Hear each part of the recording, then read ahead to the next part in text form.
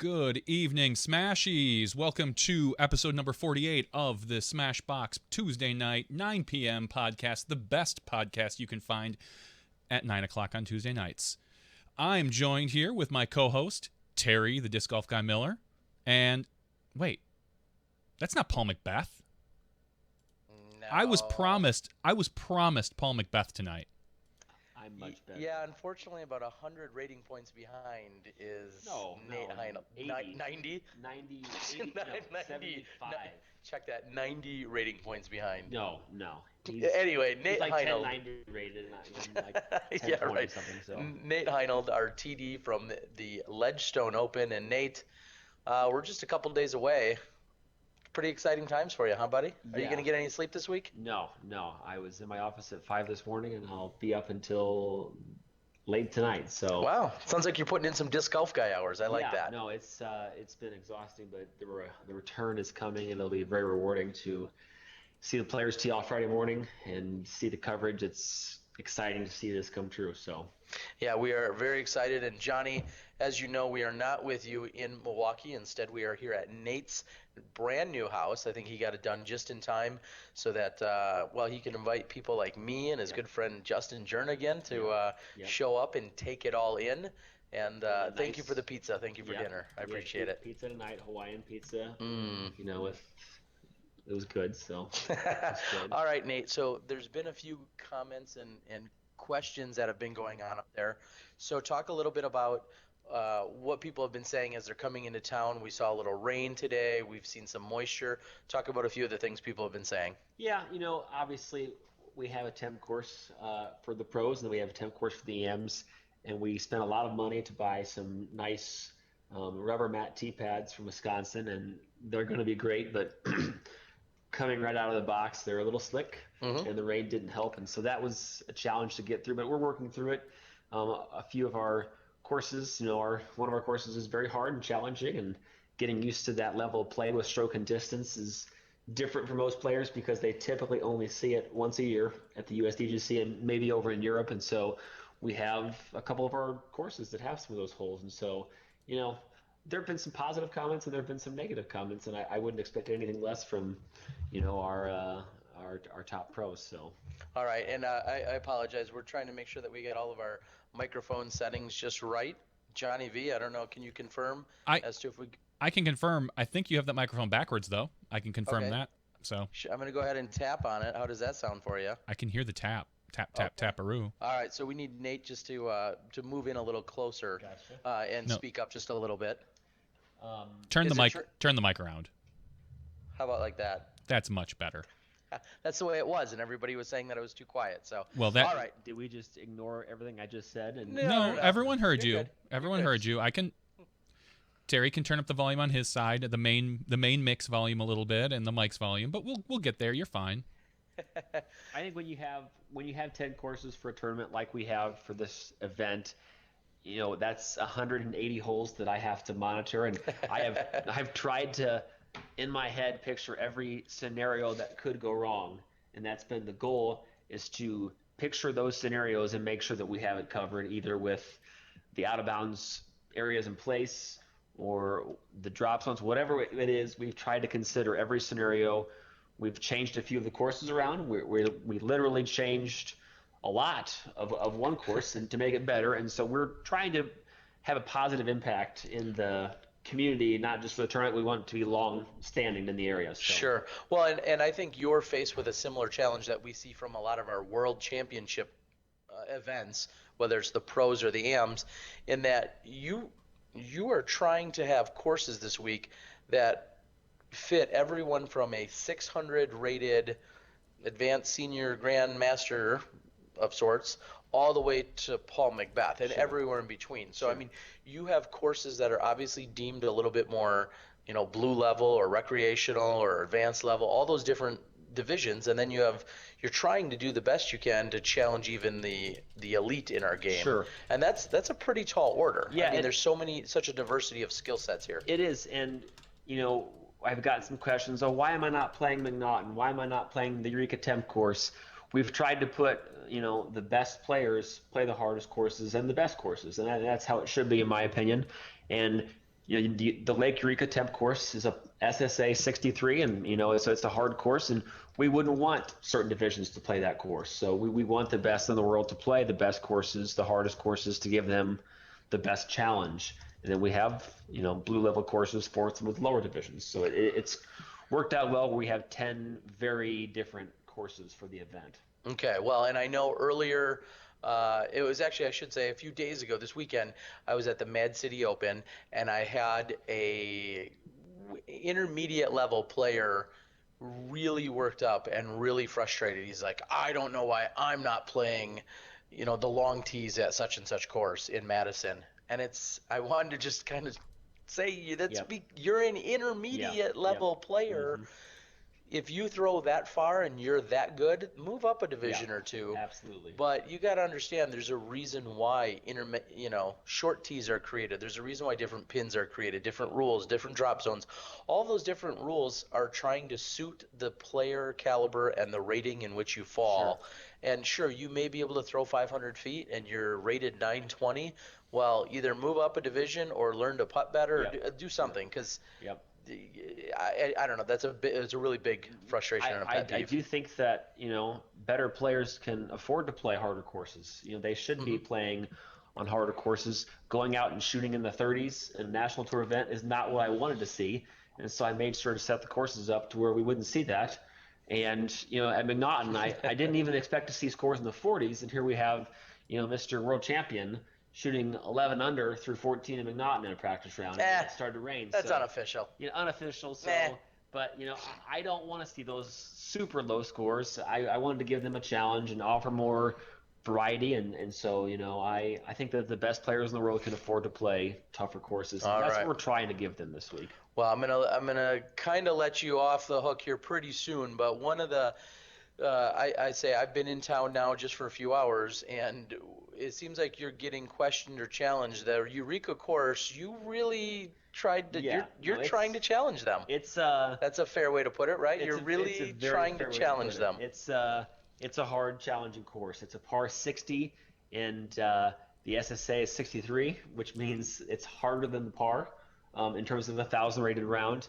But there are definitely some challenging basket locations. I think the course precariously placed, very close to water. Within 50 the water on 3 holes that are very challenging. And the goal that I had was, putting seems to be very easy for these top-rated players. It's not easy for a 974 player like me and a 925 player like you, but whatever, 969. Sorry, whatever. Don't talk about Johnny like that. Okay. or Anyway, so you're trying to make putting. I'm still here. Oh, sorry. Hi, Johnny.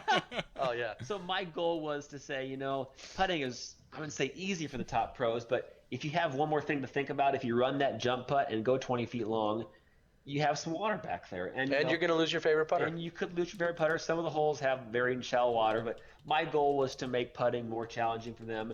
Not by making the basket smaller, but by making the greens harder. And so these holes, a lot of the open holes have stroke and distance. 7 holes at Eureka have stroke and distance. They're very fair fairways. We had a preview event there. People loved it. There were some complaints, but they were mostly from the rec players that can't play that course. Sure. So, and as you said, it wasn't designed for the rec players. It is designed as a 10-10 rated course, basically. So you need to be very good. You need to be able to throw 350 feet without, hitting the ground. So, so that was the goal. So. Okay, well, it will be interesting. And you're a course designer, you're a course or a tournament director. You can never please everyone. No matter how you design a course, whether it's a temporary course or a permanent course, there's always going to be something that some people do or don't like about it. So everybody has an opinion. So, exactly. And even tonight, I just decided like 10 minutes ago, there is a hole at Northwood that I'm going to be changing, and we'll add to the addendum. We'll make an announcement. Okay. I talked to the PDGA, and my strategy in that hole kind of backfired. Our intention didn't quite work out, so sure. We're going to change it, and we're going to announce it, and players, I think, will be very happy with the change. So, I'm stubborn, but I'm open to change. So. Okay. Well, good to know. I don't know if there's any pressing questions off the board before we let you go. We see a lot of different people tuning in. Your Jordan Castro is one of our favorite smashies, one of our most viewed smashies that's been out there. Obviously, online coverage, tournament coverage, live coverage, recorded coverage. We'll kind of give everyone a little taste of it right now, what the plan is. Sure. And that is as of right now, especially after some additional testing today, we're going to be bringing you some coverage of the action of the opening round on Friday out at Northwood Park. We're not certain there's good enough signal to cover every single hole out there, so you're going to kind of see us, I don't want to say roam around. We're going to, for the most part, stick with a featured card. However, we may pull away from them in one or two different spots, catch up with some other cards, and then, get back to them where we can. Because, again, through some extensive testing, we found out that there's some areas that are definitely better than others out at the Northwood course. Saturday morning, our plan is to move over to Sunset Hills. Yep. And that's where we're going to see the women, the leader card of women playing their round on Saturday morning. Saturday afternoon, the A pool, so to speak, of the pro division is going to be heading back over to Northwood. We're going to stand down at that point from what they're doing, again, unless something magical happens on Friday in terms of testing or in terms of our first round. And then Sunday, we're going to, of course, bring you the full 18-hole course out at Eureka, and then the final 9. Yeah, and Saturday afternoon, I think we're still doing recorded coverage. Correct, yes, and I was going to get to that. Lead card, and Sunday at Eureka, the signal out there is fantastic. We'll be able to bring the full round. It's a beautiful park. Yes, for sure. We're very excited for that. For the Friday round, is McBeth on that feature card? He shouldn't be. Shouldn't? No. Yeah. Some people are getting sick of him. Yeah. That's just the word. Maybe we'll be able to check in with him a little later, but I've heard some people might be even a little. Yeah, I think maybe McBeth out. If that's a word. So, but. Well, it's been a pretty wild ride. We're excited for this week. Tell everyone what they're going to see at some point or another. What they can, if you're local to the area, what are they going to see out here on Thursday? What's happening? So at Thursday we have a pro check-in, which is extremely important because they get their caddy guides then. Okay. They get rules addendum. So pro check-in Northwood from 12 to 4. Discraft's having they didn't want me to call it a long drive contest, so it's because they want everybody to come out, so they want to call it the ability to use their new driver in a contest of distance. So okay. That's Thursday at Northwood as well. Their new prototype driver that we announced here last week. Last week, and so I've heard rumors that it's the Crank SS is what apparently Discraft had put out on the. What? Yeah. The Crank SS. That's the unofficial name. Johnny's trying to overstep his boundary. I'm just saying what I saw on social media. I'm just saying what I saw on social media said the Crank SS. I'm not claiming that's correct or not. Do you believe everything you see in social media? I mean, yes, I don't. everything. If it doesn't come with one of my hashtags, I wouldn't believe it. Did you know about a roller coaster accident that happened? That is the unofficial name. Okay. And so they'll be able to throw that and test that out. The PDJ clinic is happening that day as well at Northwood. DGA is giving away a basket there. There you go. Thanks to DGA. Wow. Scott Kesey and Scott family. Kesey hooking it up. Yeah. Then we're doing the battle at Northwood where Michael Johansson, Jeremy Colling, and Kale Leviska will be teamed with two local pros and then me. Yeah, exactly. Who drew that short stick? So, I don't know. That's for a short stick. Little battle, very short stick. So Thursday will be jam-packed, and Discraft has stepped up big time, so they're going to give away some of those drivers, a nice prize package. So it'll be a great time. So awesome. All right. Well, and as always, I'll say it for him now, and we'll say it throughout the broadcast and whatnot. People are encouraged to come out. We'd love to have a huge gallery. Of course, we love the idea of you sitting at home or on a tablet or wherever you are. We're taking in all the Smashbox action via our live portal. But if you can come out and take it in person, that's even better. Or better yet, pull it up on like 3 phones while watching. Share it. Tell your friends. Course. We want to get a big audience on Friday. If you come out to Northwood, we have a food vendor serving great pizza. We're building an enormous scoreboard. So you'll be able to follow the action. Even if you're not on that group, you'll be able to see the top 12 scorers. We have live scoring that day. And Sunday, we expect over 2,000 people in the park. We're having a lot of activities there, food vendors. We have disc golf vendors from across the country. We have a disc golf video game company that's coming out now. Wow. We have a lot of activities at Eureka on Sunday, and it'll be just a great day. So All right. All right. Well, I know you've got work to do. Should I let you get to it? I got to get back to work. So. All right. Well, all right. Well, again, Nate Heinold, thanks for having us. Thanks for Johnny. letting us set up. And we're excited to put on a good show here at Smashbox TV throughout the week. Yep. And I'm sure we'll be checking in. And just to follow one final point that he had made earlier, we're going to be live with all those times that we mentioned, and I'm also working with a friend, a fan, a supporter in Tony. He's going to be recording our rounds in terms of the Friday featured card. Saturday morning, he's going to go to McNaughton while we're covering the women over at Sunset, and then also we're going to get the Saturday afternoon round over at Northwood. We'll have that covered, and then of course the Eureka 18+9. And so he's going to be putting those out, and those will still be featured on Disc Golf Guy video blogs. Yeah, sure. So we're still going to have them. You're going to be able to watch it in a condensed version if for some reason you don't want to sit and watch it, or you want to watch two different versions maybe, because he's going to have a slightly different perspective than we are. Sure. So we're going to have commentary, no commentary? Probably some commentary. There you go. Okay. And we're going to have just a ton of media coverage. Hashtag Ledgestone Open is the hashtag for the weekend. We got the PDGA as well as a number of other people that are going to be out here filming. So as expected, a huge media push this week. We have a big press conference on Thursday, and we're really excited to get the sport out to some new players as well. And so I want to encourage disc golfers that are playing, put your best foot forward. We'll have a lot of people out there, a lot of young kids, and let's grow the sport that way. So that's a perfect way to do it. Yep. All right, Nate, again, we're going to let you get going so you can go do some work. Yep. And Johnny. Can I still listen? You can, just try not to use all the bandwidth because we got, things going on over here. So yeah, plenty of stuff going on. Johnny, we got our work cut out for us this week. As you know, I picked up our amazing cameraman, one of our amazing cameramen, I should say, in Joe Height. I picked him up from the airport this morning. He was working with Plastic Addicts to secure a commercial and finalize some details. There's just a ton of different things going on, and we're just glad to be here and glad to be part of it.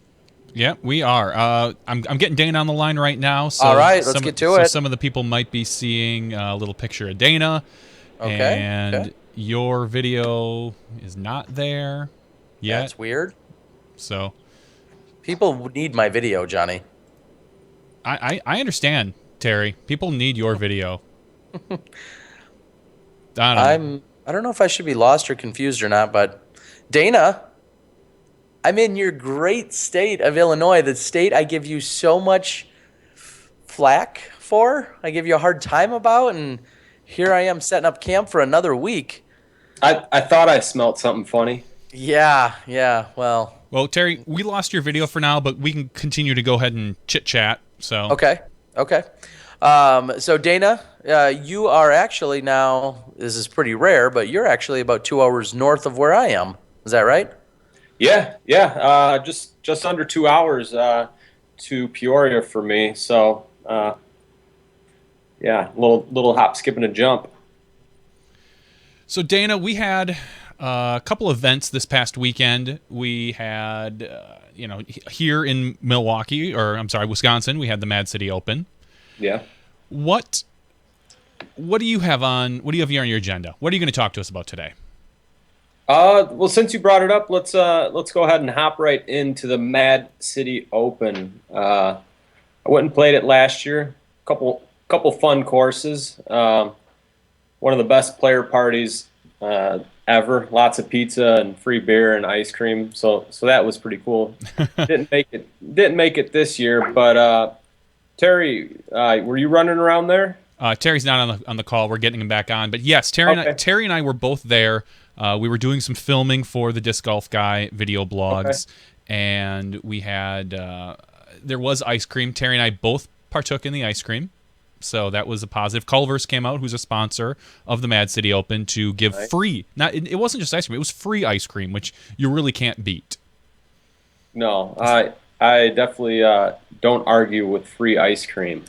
But as for the actual event, it was the Johnny McRae and Nico LaCastro show. What happened there, Johnny? Did you catch that action? I did. Nico was, it was close most of the weekend, and then we got to the we got to the finals, and Nico was up by like 3 strokes going into the final 9. And if you've ever played the back 9 of the new 9, so to speak, of Token Creek, it's pretty wide open. There's really not a lot of challenge to it other than distance. But what they ended up doing is they ended up laying a bunch of OB. Any of the long grass they turned into OB, and it became the Johnny McRae show. Honestly, he was consistent right down the center. Nico right off the bat went OB deep on the basket on his approach because the OB was like 20 feet behind the basket. So he kind of did that. Johnny on the second hole, I think they both, I don't even remember what they, you have to go in and watch the video, but I do know that where Johnny dominated and where he actually probably tied up the event and then ultimately won the event was the third hole of the final 9, which was an island hole. So, and anyone that knows Johnny knows his history with island holes. That he's kind of had from the USDGC. He had that slight issue that probably cost him a USDGC championship. But, I mean, there's a few guys out there that can honestly say that. And so Johnny put it right on the chips, and Nico had an issue getting it on where then he had to end up flying it out to, stepping up to the not the AM pad, sorry. It is the AM pad, but they use that as a drop zone. And then he ended up getting on the tee, I believe, on the green after that, and that's where Johnny made up a bunch of strokes right there. So then they ended up tying. It came down to the last hole of the final 9. Johnny was up by 1. Johnny was up by 2. All he has to do is keep it in bounds. It's about a 350 to 400 foot shot. There's some OB short, OB right. Johnny's up on the box first. He throws, I think it was his, I'm not even going to guess at what it was. I thought it was a sinus, but he threw it, or sinus, I don't know how it's pronounced, and it just, the wind got under it, flipped him over. He went OB right. Nico steps up, kind of confers with the TD for a little bit to find out, I don't know if he was talking about OB or how many strokes or what it was, but Nico just pulled out something stable, crushed it, put it about 4 feet away. Johnny, nice. And the way they played the OB was it was a hazard. So it wasn't true OB. So you took a stroke, but you played it from where it lied. So Johnny, go ahead. Now, before you finish your story, was there, earlier in the round, I heard there was some drama in the final 9 with that OB. Can you... There was, I think it was I don't remember which hole it was. It was one of the early holes. It might even have been the first hole. There was a hazard that at one point Johnny, I believe, asked Terry, are you on the call now again? Yeah, I'm here. Okay. Are you there? Yeah, I'm here. So basically Johnny asked about relief from the hazard, and I think Nico had just said, yeah, I think that's fine. Johnny took his meter, put in a putt, and moved on. But he shouldn't have got relief. He should have not got relief because it was a hazard and not an OB. That sounds confusing. It was a little confusing, frankly. It wasn't, as far as I know, that wasn't really talked about beforehand. Yeah. And I honestly don't think it would have made a difference because Johnny was probably going to put that. Nico later, where he had the same situation but could not get relief. I believe it was clarified after the fact, after Johnny took his relief. And Nico, you can hear it on the video. Nico flat out saying, "Well, that's fine. It's fine. I'm not going to stroke you for it or anything." And they moved on because I honestly think Johnny probably would have hit the putt anyway, even being, 3 feet further back. It wasn't that tough of a putt. And so there was a little bit of drama there, not too bad. Nico was really cool about it. And then, like I said, on come the final hole, Johnny is probably 45 to 50 out in the hazard, chucks it up, misses it. Nico has it parked. So Johnny takes a 4, Nico takes a 2. All Johnny really had to do was just throw something overstable and put it right in the middle and lay up for an easy 3 to push it. But they ended up going into extra holes. It went to 3 holes again. They got to that island hole. Johnny puts it right in the center. I mean, he was 10, 12 feet from the basket, it looked like. And Nico, once again, the first time he went up there, Nico threw long, and I think he overcompensated because this time he came up way short. So Nico's just that island hole kind of did him in, and at that point it was over. I mean, once Nico missed the island, everybody knew it was done. Yeah, including Nico. Yeah. So congrats to Johnny McRae for taking down the win there. Also winning on the women's side, Barrett White. She's relatively local to Madison, pretty close. She lives in northern Illinois, but she held it down against some really tough competition and got herself a pretty big A-tier win. Yeah. So congrats to both Johnny and Barrett White. Also, another A-tier, the Cedar Creek Open, CCO in Minnesota. Now things are getting interesting here. And what I'm talking about is Scott Stokely.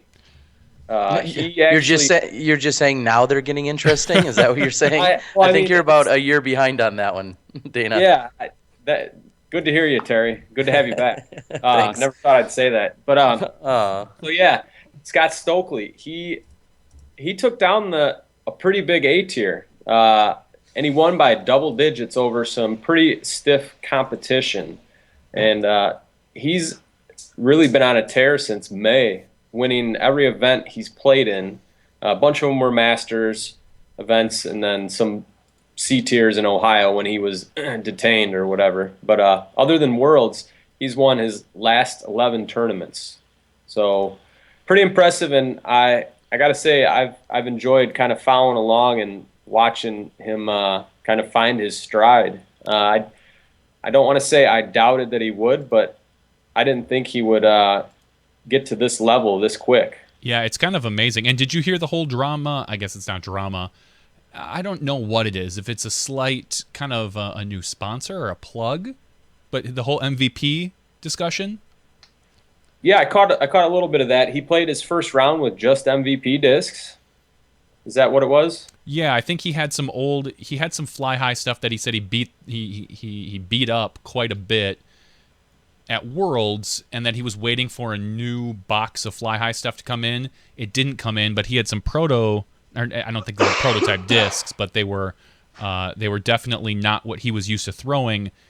I think they were kind of giveaways for some of his stuff. And he ended up putting 3 of them in his bag. He said he found 3 that he liked. He found a stable one, an understable one, and like a mid-range. And he went out and shot like a 1072 rated round with them. Yeah, just goes to show the good players they're gonna go out and shoot well with whatever discs they're throwing. So one thing that I found interesting about that, one of the videos that he released, is he said that, and again, I think there's a little bit of marketing here. That's what I'm going to go out and call this, because he said that his disc didn't arrive in time. Now that I can believe. And he said that he was ordering new discs because his previously ones were really beat up after playing Worlds. And I think, yeah, of course you beat up your disc, but you don't go through a whole set of discs just from playing the World Championships. Well, even I don't know, Terry, I think he's, in talking with him earlier in the year, he really likes the DX lower end type plastic. So you know how many trees there were at Worlds, right? No, I don't. I didn't see any trees. I could see how if he was throwing his fly high discs that are in that base level gateway plastic that yeah, and someone's saying that all the fly high discs are basically the DX style plastic. Yeah, he was explaining how he thought it's great plastic and blah blah blah, and I kind of rolled my eyes. But yeah, I could definitely see why he would need a new set of discs after playing for a week or 10 days in Pittsburgh. Yeah, I guess I don't feel like he was also doing his own line of discs any favors by saying, well, after a week of playing, I got to replace them. I'm just going to call it right now and say I think this is a bigger picture marketing opportunity that has been in the works. But anyway, go on. Yeah. So that's all I have for the CCO. Also, this weekend in Columbus, Ohio, was the historic Brent Hambrick Memorial, and I'll stick with historic. Paul McBeth has continued his historic year here at the Brent Hambrick with yet another win. I'll let you guys talk with him about that later. The only other thing I really took from the Brent Hambrick was Shauna Buzzingham winning winning her first A tier. So congrats to Shauna. And then also noticed that Bradley Williams, he's fresh off his PDGA suspension, and he made his presence known, shooting really good all weekend, finishing in 4th, making the Showcase Final 9. It'll be interesting to see if he can continue to behave and stay out of trouble, because when he does play, he's been finding himself up at the top. Also winning A tiers across the world over in Finland, Pasi Koivu won the Finnish championships, and then I've got to assume in Idaho at the Twin Falls Classic that Josh Flynn, this was his first A tier win. I've never heard his name before. He's only 969 rated, so big ups to Josh Flynn for the big win. And just as you were saying that, Mike Stradley, who's also a big Smashy, had asked if he was going to get any love. So there's his shout out for all the good things that he's doing over in Idaho. Obviously the big event last year, and I know he continues to work hard to promote everything in his area here again this year and beyond. So there you go, Mike. Glad to have you joining us tonight. Yeah. What's up, Mike? Maybe I'll come out and play it in the Twin Falls Classic, because it looks like you had a bunch of added cash, and that's the stuff I like. I don't care how you run the event, how great the courses are, but you bring that green, and Dana's there. No, don't say that.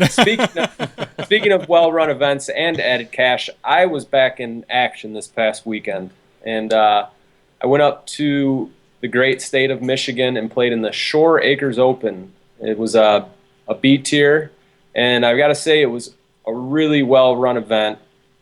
They had $1,000 added to the open division, but I'm really impressed with the Michigan disc golf scene. It's been a few years since I've gone north. I kind of quit going up that way after a bad trip in the middle of winter. Bad mistake. But anyways, Tim Barham, Jeff Bennett, and John Perry, who are 3 of Michigan's best golfers, were there, and me and DG Mike went up there, and we weren't able to hang with the Michigan bad boys. They went 1-2-3 with Tim Barham winning. I ended up in 5th place, and DG Mike somewhere towards the wrong end of things. But on Sunday, DG Mike and I were back at it again. We headed south to Valparaiso, Indiana for the 35th Indiana State Championships. And I got to give a big shout out to DG Mike for stepping it up from Saturday to Sunday. He finished in a tie for 2nd place with myself and Tony Ganger. So good work, DG Mike. 2001 world champ Cam Todd was in attendance Sunday, and he actually slayed it and won by 6. So good shooting to Cam and DG Mike out there in Valparaiso. Very sweet. Well, sounds like you had a very successful weekend, Dano. Everybody missed you over at the Mad City Open. I know I did. And sounds like you had a good weekend, though. Yeah, it was a fun weekend. Like I said, the Michigan tournament was really well ran, and I definitely enjoyed playing that one. Mad City, we'll see about. I'm going to give it a couple years before I go back. There were last year there was a few issues that didn't sit well with me, so I like the courses and the player party, like I said, but the whole promised added cash, not coming up with it, that was kind of a bummer last year, so I took it off my radar this year. Yeah, I didn't not playing, I guess I didn't pay attention to any of that this year, but I do know that it seemed like it was a very well run event. A lot of people were very happy. There were a lot of the top pros there, and the player party was a lot of fun along with the final 9. They really brought it this year as far as amenities. So yeah, so you can't, hard to complain about that, especially when I don't even play and I get free ice cream. Wait, free ice cream? Yeah, you had some. Don't lie. Don't even talk like that. We know. I did. Yeah. Well, very nice, Dana. So when are we going to see your pretty face? When am I going to see your pretty face in person? Yeah, I'm gonna get up tomorrow and head that way. Try to catch a round at the Lake Eureka temp course. Planning on bringing a bunch of extra discs because it looks like there's, like you and Nate were saying, he's trying to make things really hard. So I guess an errant shot, I'm gonna lose a disc. So I'm bringing a big box of backups and gonna see what's going on out there, and then I think I'm going to try to catch 9 holes at McNaughton, and I might drive back home tomorrow night and then come back Thursday morning, kind of seeing what's going on. I'm not sure I want to leave Ashley and the baby for, a night or two by themselves. So they're actually going to come to Peoria on Friday or Saturday, so I'll look forward to introducing you guys to Edith. Awesome. Well, very cool. Awesome. Yeah. All right. Yeah, so I know you guys got what's his name coming up next, and you guys don't. I know that all these people out there don't want to hear me talk about my B tier escapades and my. I don't know. I figured we were getting. We've got 139 watching for you, Dana. I figured that was. Yeah, that number is gonna. As soon as we click off, it's probably gonna drop to 70, I'm guessing. I don't know. I was starting the new campaign, Swipe Right for Dana Might. I don't know. I was just thinking. I don't know if that was. Where's the brick wall, Dana? Why do we have a wonderful portrait behind you? We're not getting. Well, actually, we've got some guests staying at the house, and upstairs in that room, Paige and Madison have taken that room over. So they're actually not here at the moment, or I'm sure they would be joining us on air. But yeah, I left their room alone and hanging out downstairs. All right. Yeah, I had heard that they were going to be there, and I wasn't sure why they weren't making themselves known, if they were just hiding or what. So. Yeah, I half expected them to walk in during the podcast, but they are with Kale, so that probably explains it. As soon as we log off, Kale will probably walk right in and continue. He's got a knack for timing, doesn't he? Yeah. He definitely does. Yeah. All right, Dynamite. Well, thank you very much for giving us all the weekend updates.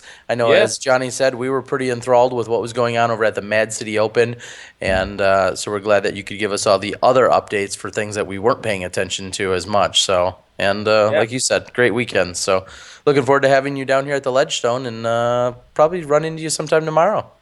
Yeah, and before I leave you guys, I do have a big hug that I want to toss out there. And it's to your boy, Stevie Rico. It looks like he struggled a little bit there at the Mad City and found himself on the wrong side of the cash line. So big hug to Steve Rico. I'm looking for him to bounce back in a major way this weekend. I could see him making the final 9. I'm calling it right now, Stevie Rico in the final 9 this week, Ledgestone Open. Okay. So hashtag Ledgestone Open. We'll see you this weekend. All right, pal. Sounds good. Have a good night. All right, Terry, give me a call back right now. Am I calling you, you said? Yes, call me. Okay. So, anyway, people, now that we have, hopefully, Terry calling back right now. That would be me. That would be you. I don't know if it has something to do with this additional call in Dana. I think has something to do with it. It very well might. Still not getting any video. I got a picture of you though. That's nice. I feel like I should update my picture. Yeah, people. It's a little behind. It's a little bit cheesy. So, I don't know if you're gonna see that video come through or not. I don't know if we're gonna see that video come through or not, but we're gonna find out pretty quick here. If not, then I think we'll just skip Terry, and we may. I mean. We could go right to Paul without Terry. I'll just give him a call, and Paul and I will have a nice little chat. And crud, he's back. Guess who's back? All right, I'm back. I don't know if you can see me or not, but yep, we can see you. Oh, okay. Well, Hi. I can't see you, so this definitely was a favorable turn of events. Oh, son of a. All right, let's see if we can get Mr. McBeth on the line? Have you reached out to him yet? I have not, but let me add people to this call. All right. Do I have Paul's Skype? We've talked with him before. Yeah, I know that he had asked earlier if we did. And if not, I'm sure he could send it over. We could hunt him down. We should just find it out on the air and then just let everybody have it so everybody could Skype him whenever they'd like. Yeah. All right, maybe that wouldn't be a good idea. Yeah, just everybody call Paul and let him know. So if you get Paul's number or thing, make sure to let me know. All right, sorry. This is how it's done in live. This is how we roll. So anything else we can talk about? I'm going to look at some stuff here. Well, I can talk about something real quick. Yeah. He had said that he found himself on the wrong end of the cash line, and I'm sorry, Dana said that he found Steve Rico, and we found that Steve Rico actually he could have cashed. He could have cashed. Well, he punished himself. He had said he was really, really struggling with his putting, and at one time he was inside the circle. I believe it was a 25-footer or so. He threw his putt, he missed, and he then took a penalty stroke, threw another putt, which he missed, and then he took another putt, which he missed, and then I think on the fourth one he made it. In the meantime, those were all calculated as practice strokes, so he knew what he was doing. He was consciously doing it. However, he wanted to teach himself a lesson. And unfortunately, those couple of extra strokes, which I think were done during the second round, those couple of extra strokes are ultimately what kept him out of the cash on Sunday. And if I know Steve Rico, like a lot of our top players, it's not a matter of, oh, I won $110 this weekend or I won $0, and that's what eats him up. It's a matter of that he felt like his putting stroke was off and he was really frustrated with him in his game. That's what he was trying to address more so than the $110 he may have missed out on. So, unfortunately, though, it ultimately did cost him some amount of money because he got none. Well, that'll happen. All right. I'm sorry. Let me. All right, hold on here. I swear we've talked. You should in fact have what I would assume in since you're logged into a different Skype account than I am here today, you should have that handled. There's a few Paul McBeths in our Skype directory, but we'll add them. We'll add them all. We'll find him. And it's funny because he actually did confirm with me. He's like, "You've got my account," and then I forgot that I'm actually not logged into our normal Skype account. Casey Connors is out on the board saying that Rico had 2 birdies and 16 pars at Token Creek. He said it was the worst round of the tournament, but ironically it was rated the highest of his 3. So that is definitely kind of interesting. Also, that my internet connection is booty. I'm not sure if that's a swipe right for DG Mike official phrase or tagline. It could be. But it might be. And we're waiting to see if we can get Paul on here. We talked about Scott Stokely. He's always in the news with his diss and his performance. I think one thing that is going to be a discussion point throughout this entire weekend, going back to Ledgestone a little bit, is the weather. And how much of rain are we going to see? It's going to be raining tonight, and what the weather's going to be like for the rest of the week. But in the meantime, do we have Paul on the line? We're getting him on the line right now. I think he needs to send us his video if he can. I don't know. It's just it looks like that Facebook page. And the funny thing is, the minute we get Paul, we lose you. How funny is that? Yeah, it's definitely a group calling issue. Paul, are you there? He is maybe.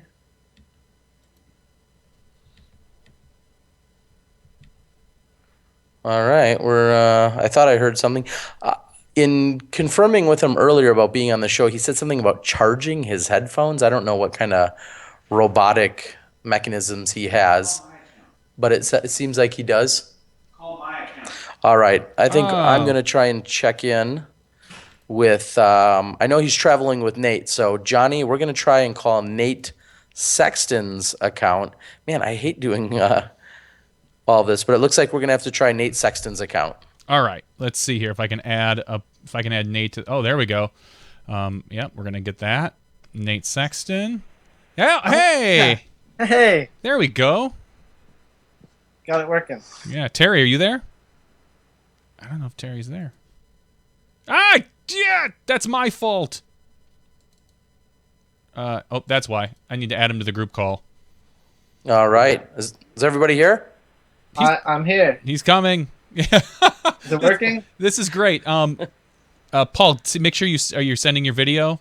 I might be the only one that has video here. This is fantastic. We are a professional organization. I promise that there's there Paul.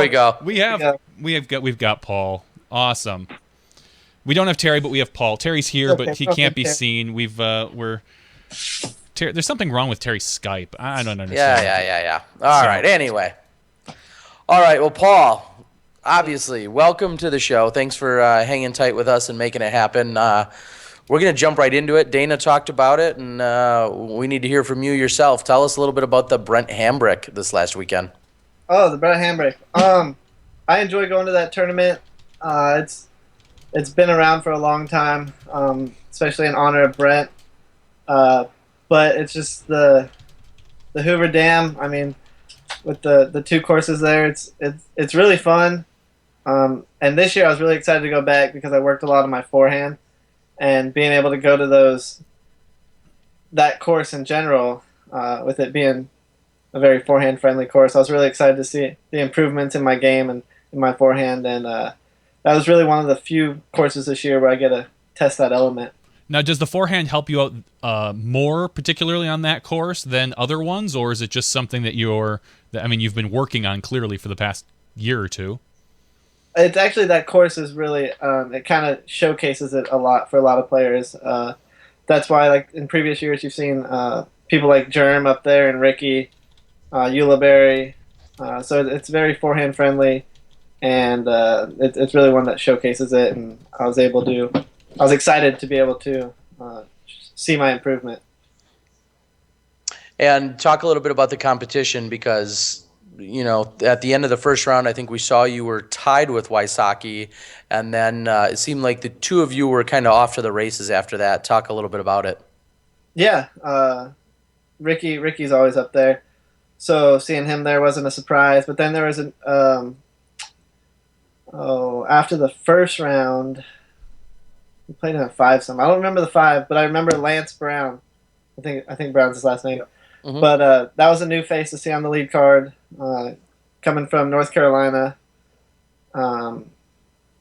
But yeah, to see some new faces there, and a lot of up and coming players. Like Simon, I think, was on the lead card. I'm not sure if Eagle was. He didn't really play that well, but yeah, I mean, good competition. A lot of new faces out there, and a lot of players that don't travel a lot, that are there, and it's an exciting tournament. And I'm glad to be able to play it again this year with it being so close to Worlds.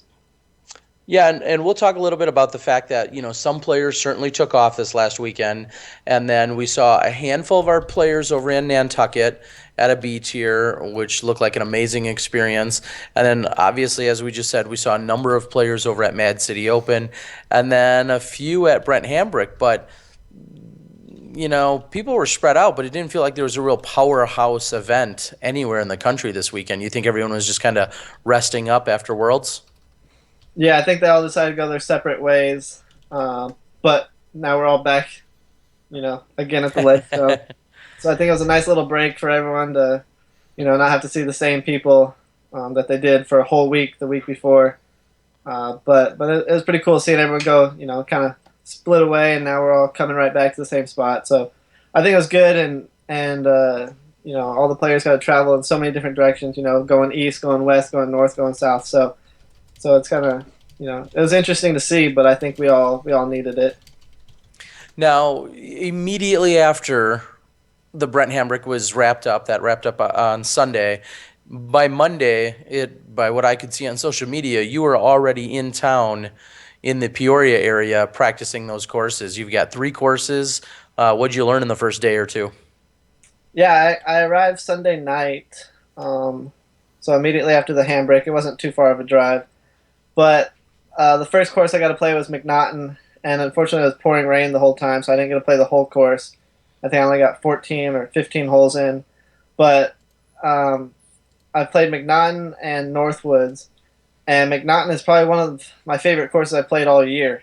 It's a beautiful piece of property, and the layout that they have there it's really fun.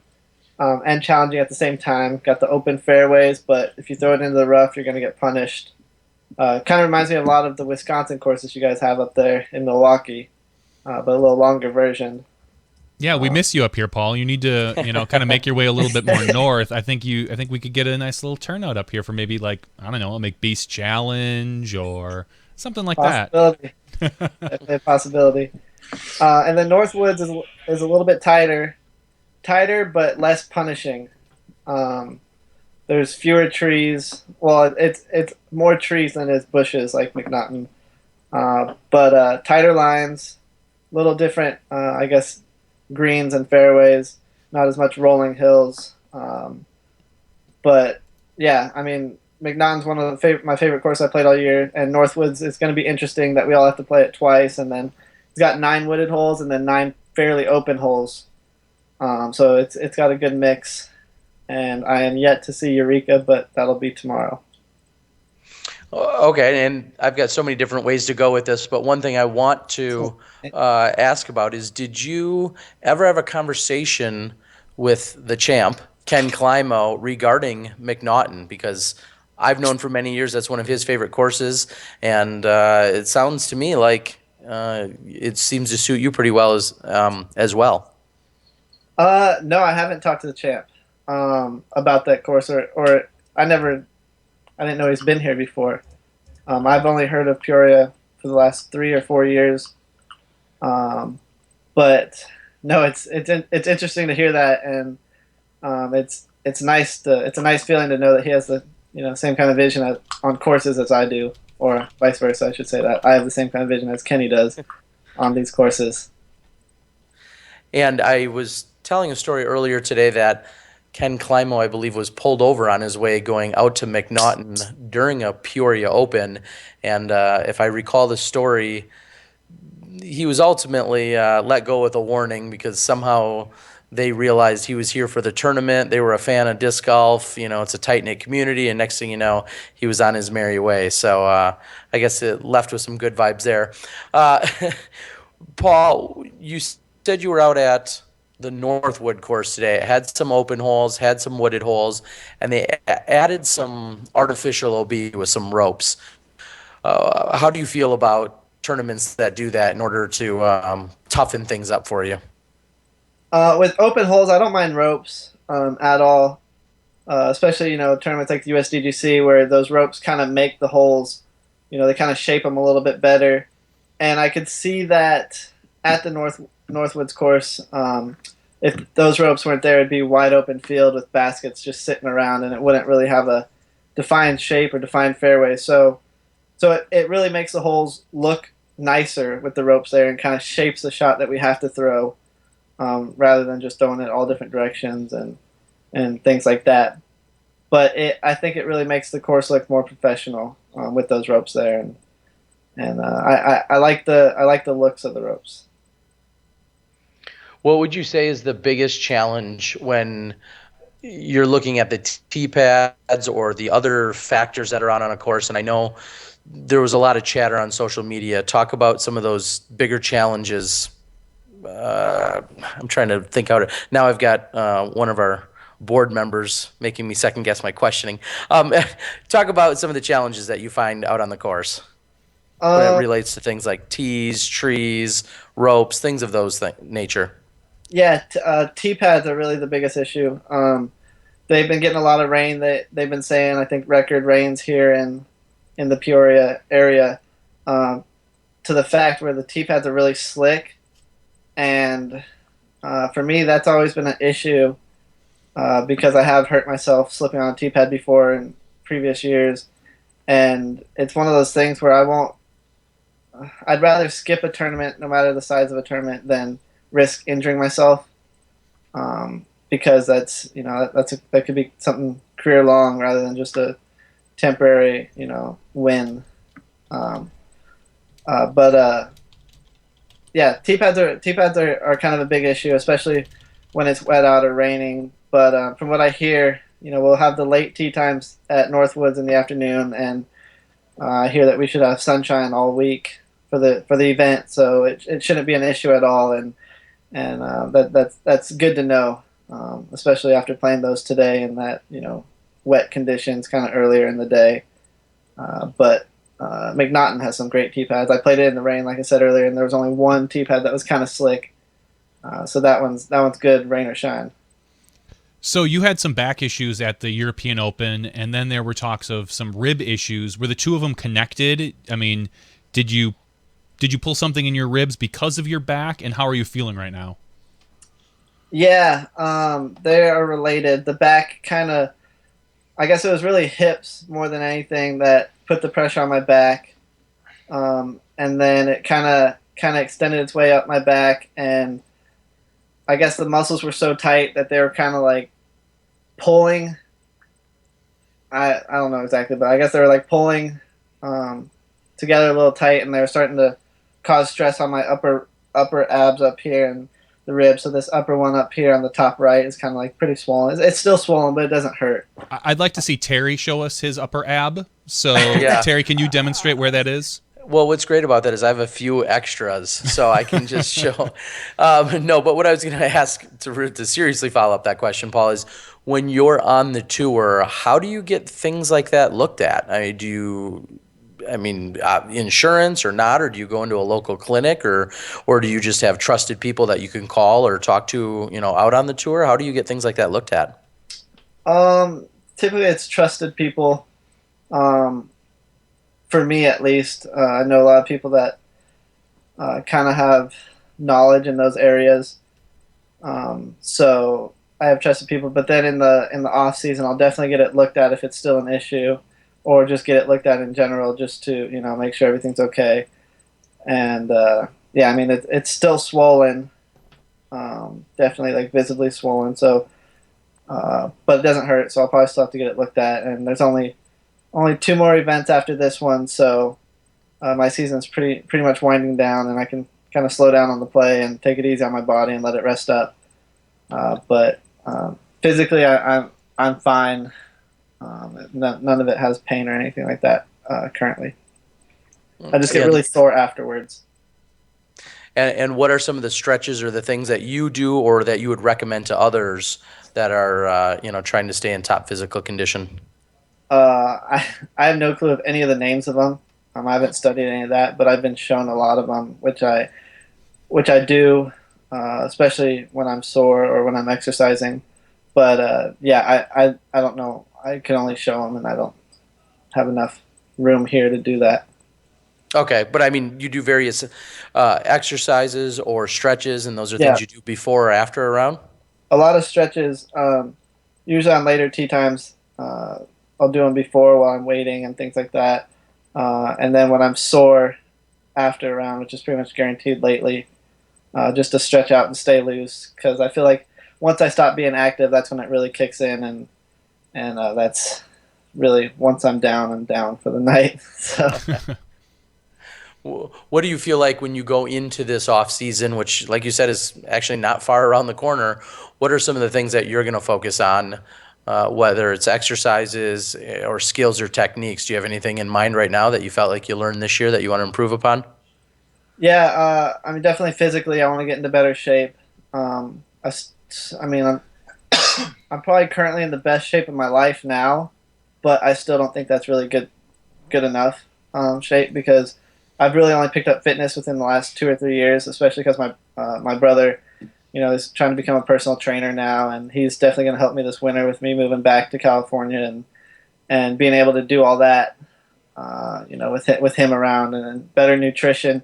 That'll be probably the biggest thing, is nutrition for me, being on the road and finding a way to have better meals, especially with this trailer now and having a full kitchen. I need to learn how to cook and be healthier. So you're on the road a lot. what would you say is your vice on the road as far as food? Is there anything, like for me personally, I can't pass up a Culver's shake. How about you? Is there anything out there that you kind of have to fight? Chipotle.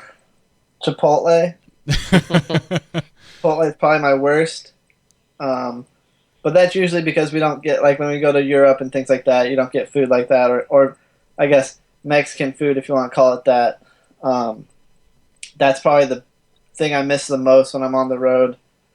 Being back in California, I get that nearly every day. But so seeing Chipotle kind of fills that hole. But yeah, that's probably the thing I can't pass up. All right. I feel like there could be worse. I would say Johnny V's, frozen shakes or custard is much worse than Chipotle whatever. burrito. Yeah, I'm not a fan of. I don't like to just stop at like Dairy Queens or Culver Shakes or things like that. Either do I. Yeah, me neither. Yeah. What are you most looking forward to in the off season? I know what you're doing, but what would you say you're most looking forward to? In the off season, probably a vacation. Will you go to Disney World? Disneyland's just down the road, so Okay, perfect. so probably Disneyland a few times. But no, I think the thing I'm looking forward to most is seeing my family and actually getting to spend a winter there, and being back home. It'll probably be the first time in like 5 years we'll actually get to be back home with the family and my brothers and parents and all that good stuff. So I'm looking forward to that and seeing all them and enjoying my time back home. But I'll definitely be working hard, trying to improve every aspect of my game every day. So that'll be the biggest thing that I'm looking forward to is family and then disc golf.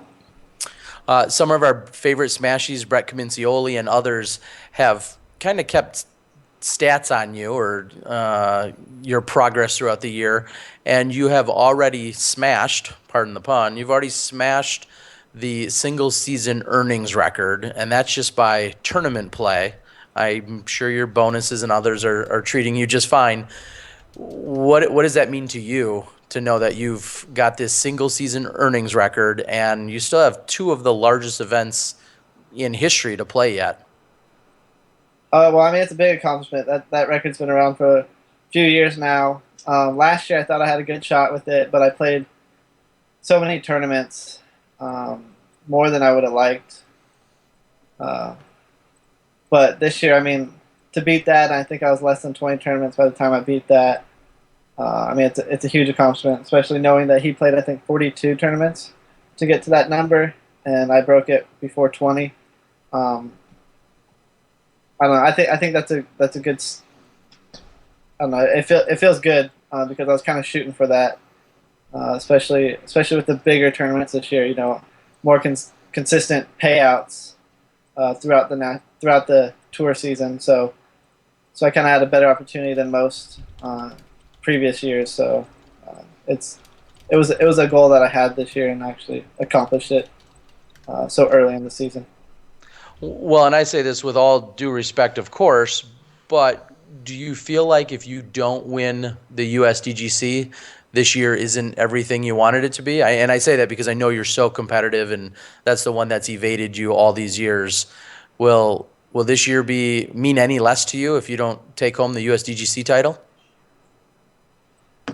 Yeah. I mean, I would still see it as a failure for the year. Because that is the one that I don't have, and that's the one. I mean, when I first signed with Innova in 2007, they had me write what my ultimate goals were, and some of them were small and some of them were long-term goals. And I think the one long-term goal that I put down was be a USDGC champion, and I think it's still up on my bio on Innova's website. But that's the one thing on there that I still haven't accomplished. That I've set out to do since I first got sponsored. Does it matter for you that this year, if you win it, you will have taken every major?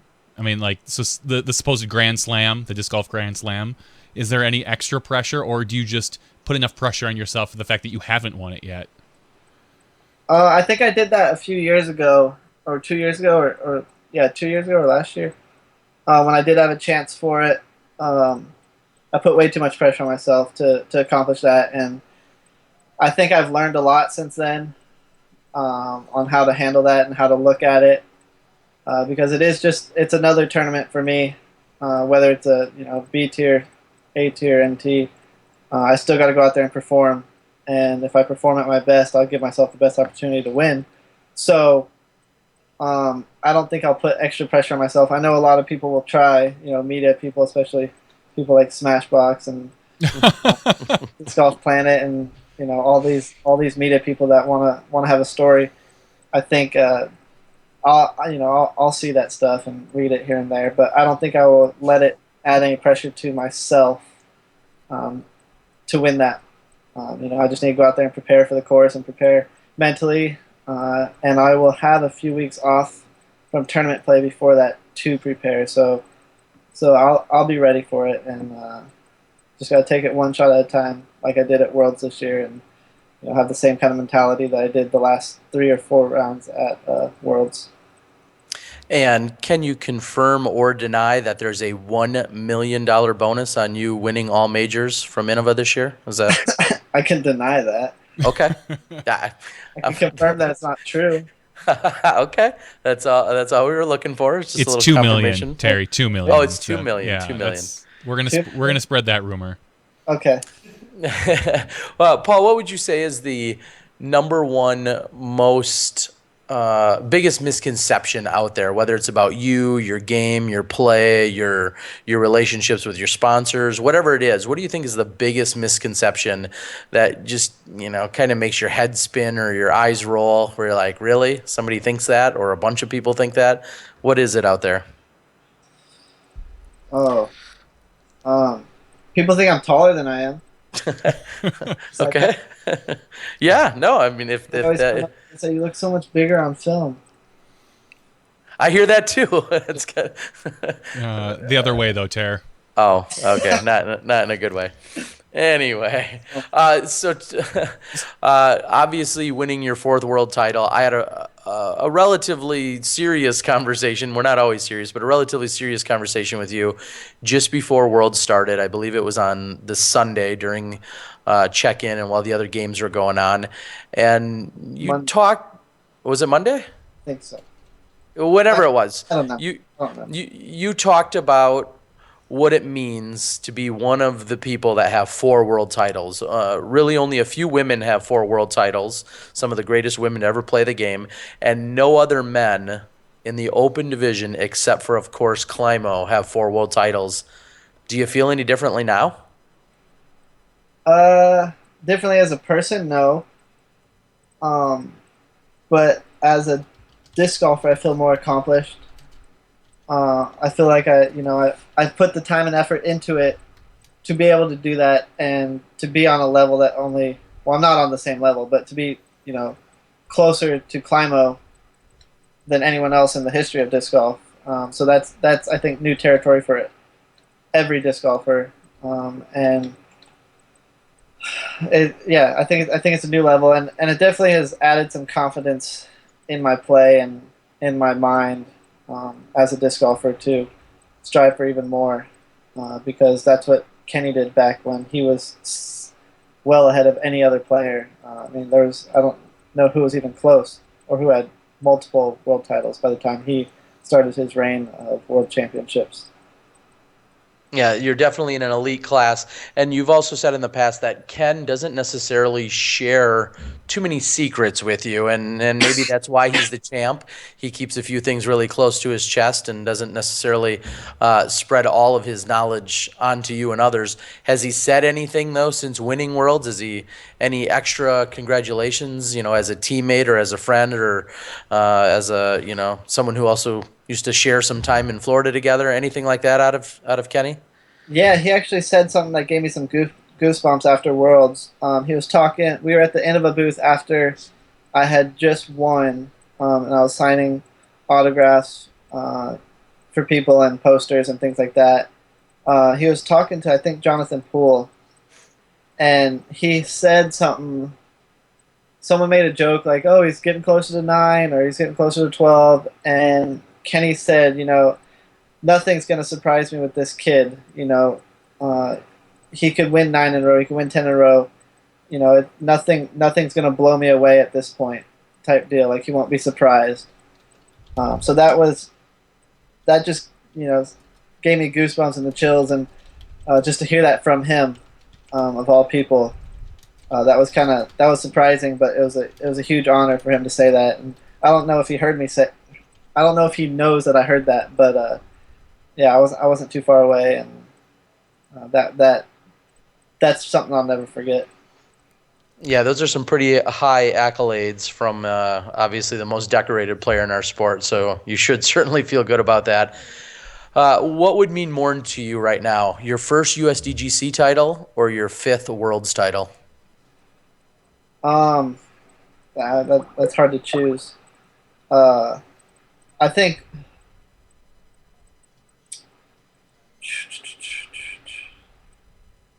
I don't know. I think winning Worlds is a bigger deal than winning the U.S., but knowing that I have 4 Worlds and no U.S.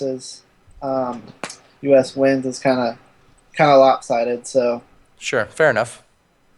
I don't know. It's hard to choose one win over another, especially with those titles so big. So I don't know. I wouldn't choose one or the other. Well, speaking of choosing, you've shot, especially here at Worlds, you went out and shot 2 course records. You've put up. There was a lot of debate as to what the ratings of those rounds should be. Do you have a particular favorite round? Do you think what your best round was? I mean, obviously the highest rated round at the Memorial, but a lot of people say your 51 at Moraine might be even better than that. Do you kind of have a particular round that you think was better than another? Or even your round at Maple Hill? Yeah. The round at Maple Hill was probably the most surprising to me, figuring out what my score was, because I had no clue what I shot there, because I was already leading, so it didn't matter what I really shot. I think I was up 9 with 11 holes to go or something like that at that Vibram. So my only goal was keep birding every hole. There's no reason to lay up for anything. So I was surprised by the end of that one, and I think that was probably the best round in most people's eyes. But I had 4 pars. To where they were birdieable holes, but the 39 at Fountain Hills had no mistakes.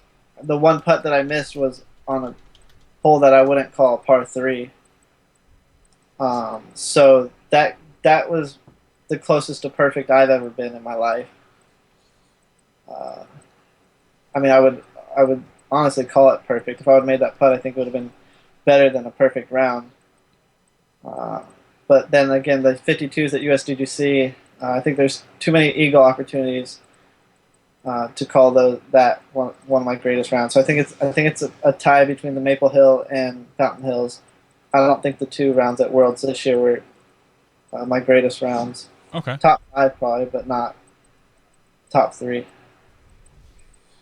I think one of the great questions that just came in off the board from our friend Chris Cobb is what did you think about the Olympic Committee decision to add disc sports, namely ultimate, probably, in the forefront, but obviously opening the door for other games such as disc golf. What do you think about that development? I honestly haven't even looked into it. I just heard at Worlds during the players meeting, them announce that. I haven't read anything about it or looked at it at all. So I don't really have an answer to that. Besides, I mean, it's a cool deal, like that we're being recognized with all frisbee or disc sports. I think that's a big deal for everyone. And whether or not it happens, and that disc golf gets in the Olympics or ultimate, that'll be exciting and really big for the sport of frisbee or disc sports. And I guess it's just all too obvious of a question for you that you would gladly like to represent the United States if disc golf was ever, whether it be an exhibition game or an actual competitive medal game. Do you feel like, so I'm going to go ahead and just assume, I'm going to answer for you, yes, you would love to represent the U.S. I'll further the question and say, how do you feel they should qualify our players? Should it be the #1 ranked player in the world, the previous year's world champion? If disc golf got into the Olympics, how do you feel like they should select our representative? It would usually be more than one representative. So I don't see world rankings. Well, I guess it'd have to be like continental rankings, but I think it would have to be a little different system than what we have now in place in order to figure out who should go, or maybe like a series, you know.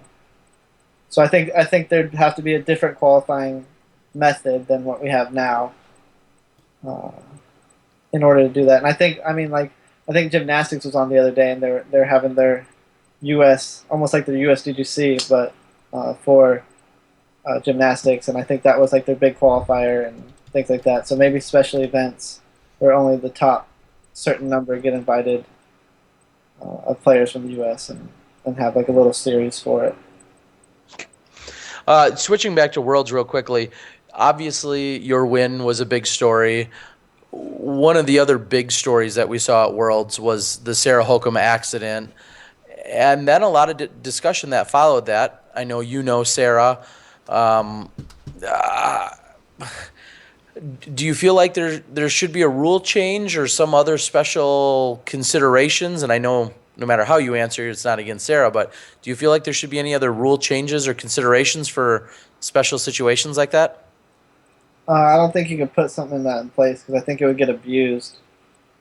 Um, I think it would be a rule that would get abused more often than not.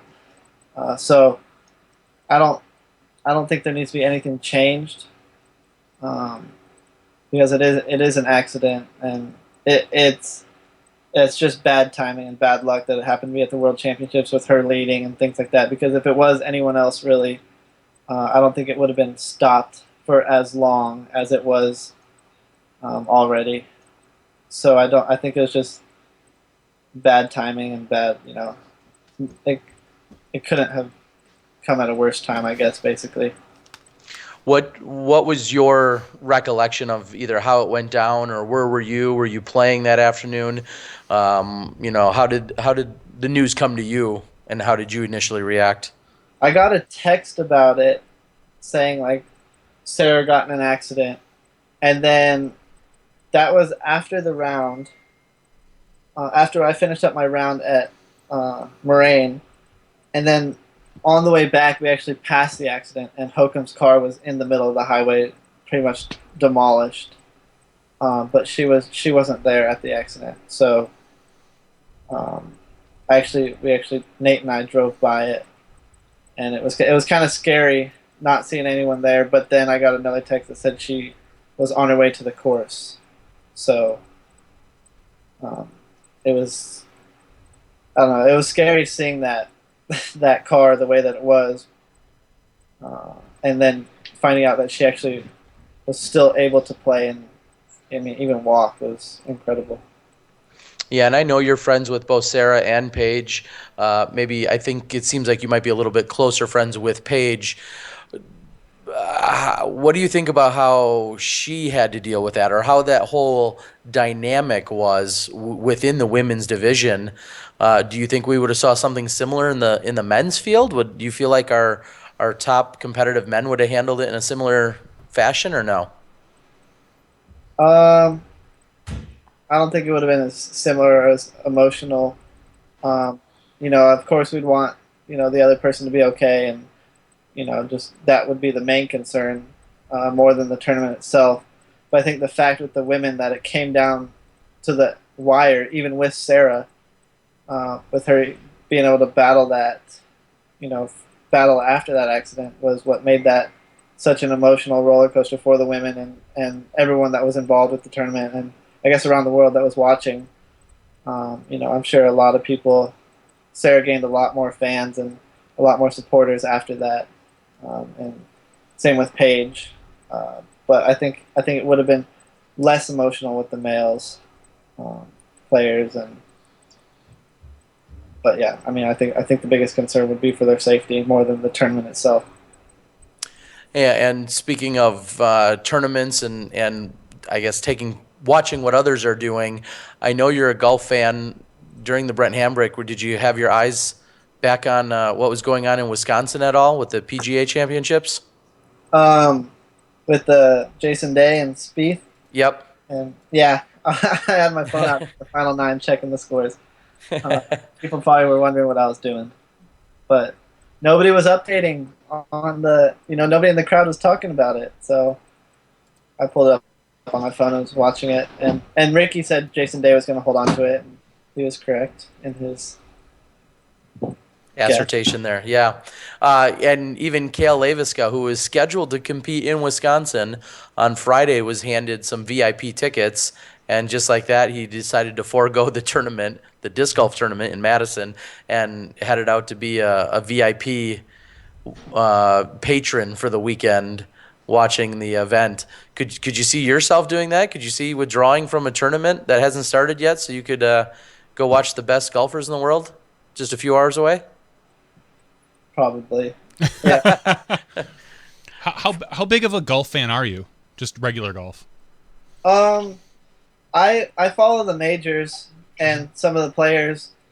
I don't follow it like tournament from tournament to tournament, but usually the majors, when they come around, I'll try to watch them because it is so exciting. And then seeing people like Rory and now Jordan, seeing these younger players that are similar age to myself, as well as Ricky, competing at that level and on those stages, like I want to be able to see myself on that stage. So it's exciting to see the young players doing what they're doing there in golf, more than I guess that's what I'm more focused on more than the golf itself. Sure. Because I try to learn a lot from them. So you guys drive around quite a bit, and there's got to be plenty of downtime with you and Nate and whomever maybe is riding with you. Sometimes it's Drew or whomever. What do you guys do to fill the time? Nate says you're extremely competitive at everything that you tend to do. Can you name some things? Like, do you guys have mini golf, competitions, video games? What do you do to fill the time? When we were at Worlds, we played a cornhole tournament at the campgrounds that we were at. They had a very competitive cornhole tournament there. And how did you fare? We were undefeated. My partner and I, it was random draw partners, and it was double elimination. We got to the finals without losing. We skunked like 3 teams in a row. We won 21-0. And then then it got so dark that they moved it indoors, and my partner and I weren't ready for that. We started hitting the ceiling with our. We ended up losing 2 matches in a row in the finals to take second. Oh, I don't mean to laugh. It's just. Yeah, Nate was there. Nate was in the final 4. You got third. They ended up getting 3rd, but they also got moved to the indoors, and he was hitting the ceiling as well. So, yeah, we weren't ready for the indoor cornhole. Wow, it sounds like you guys are gonna have to step up your game. So, one of the questions we're gonna succumb to our smashies who keep asking out there. Everyone wants to know what you think is going to be your 4-time signature disc, or what will be your next signature disc that Innova will likely allot you. I haven't even started talking about it, honestly. Do you have a preference on what, if you could have any disc that you don't already have, what would it be? If you can share it with us. With or without a name? Any disc at all. Well, obviously the Destroyer. Okay. I mean, besides the Rock 3, it's the disc I have the most of in my bag. I have 6 of them. I have 9 Rock 3s and 6 Destroyers. Yeah, 6 Destroyers in my bag. And then, I mean, I have the Thunderbird, which I have 2 of. I have 2 T-Birds, which Kenny's name is on that. 2 Firebirds, which is Kenny. And then I have the AVRs and Mako 3s. And a PD. So there's really the only disc in my bag without a name on it is the Mako 3. So would you want a disc named after you at some point, you think? I mean, because Kenny, we've talked about this in the past on Smashbox. Kenny has a whole line of plastic, the KC plastic. Uh-huh. And he's been, who knows what the future holds for you. But do you think you can see yourself someday throwing a McBeth or a McBeast as, I mean, I know it's tough because the beasts are already a plastic, but can you see a disc specifically named after you? That's what the McPro plastic Yeah. is. So, I mean, I don't know if that answers that Sure. question. But Okay. yeah, the McPro AVRs and the McPro Rock 3 is basically the same as KC. It's the same as Casey. Okay. Well, I mean, Well, the naming sake of it. Yes. Correct. Yeah. so clarify for people out there then that how that process works in terms of being called a McPro Rock 3 or a McPro AVR. Like, explain to people what that means, how Innova approached you or you approached them and what they did for you so that you could officially brand it yourself. It started with the AVR because when I first started playing disc golf, I used a DX AVR from one of those starter packs back in the day, and the DX plastic back then was really firm, and that's just what I got used to when I started. So I had a whole bunch of them when I first started, and through the first few years, I bought a bunch of. I enjoyed putting, so I bought a bunch of them and would always use them. And then as the years went on, the DX plastic kind of got a little softer, and I switched over to the KC AVR, but I never liked the bead of the KC AVR. Kind of the way I hold my putter with my finger outside the rim, the bead kind of got in the way and dragged on my hand a little bit. So after winning the first Worlds, they came up with this concept of Tour Series disc, and they pretty much said, "What kind of disc would you like made?" I think this was for everyone or something like that. And I just simply asked for a firmer AVR, kind of like I know a lot of people are using the Cam Todd Challengers, and that was like his own special blend of plastic, a little firmer for the Challenger mold. So it was kind of similar to that, and they really just jumped on it and made the McPro plastic, which is just a firmer, almost KC-like plastic, but in the beadless AVR. And ever since then, I've probably putted better than I have ever before. So it was really just the two of us just meeting in the middle and having the same kind of idea and vision, and it just worked out that way. And now I know that after big tournaments, you typically retire the putters that you used. And I know that you only beat me by a single stroke at Worlds. So I think it'd be fair that you give me at least one of your AVRs. How does that sound? Sounds like a terrible idea. I'm with you, Paul. I try to give him my plastic all the time. He won't take it. Yeah.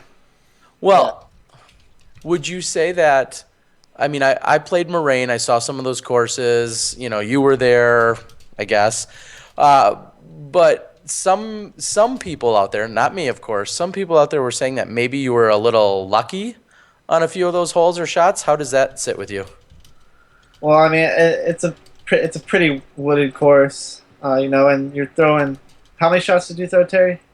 I threw one more shot than you did on the whole week. So whatever your number was, just add one to that. Number 300, something like that. I think it was 368 or 356 and 357. I think that might be the answer. So you're throwing Poning.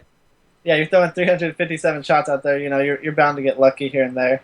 Get a good kick and things like that. So yeah, I'm sure we all got some luck somewhere out there, and I was fortunate enough to take advantage of those breaks that I did have and things like that. So yeah, I'm sure there was a little bit of luck here and there, but I was very well prepared for that tournament. I played in wooded courses up at the Vibram before I went down there, and kind of learned my discs and learned how to get them to fly straight, knowing that I was going to go into the woods. And I think that's why I had so many mids in my bag. Was because I knew we were going to be in the woods. So I was very prepared for it. Prepared is great, and I always know you go with this line, separations in the preparation, but do you feel like maybe you were a little luckier than most? I mean, it's not really fair to say that, but I probably got a few good breaks here and there. How many good breaks would you say you had? A handful, I guess. It's only a good break if you can take advantage of it. So I probably got a few more than most. Well, you clearly got one more good break than me. because you beat me by a stroke. Yeah. So I'm a little luckier than Terry Miller, I guess. Well, lucky you then. But yeah, I think it's really just the work and preparation that I put into it going into the tournament, and I guess just knowing the courses and learning them kind of helped a lot, and it's I don't know, kind of flustered right now, but yeah, it was good. Well, but some people said, I know we talked to Dynamite. I'm pretty sure you respect his opinions.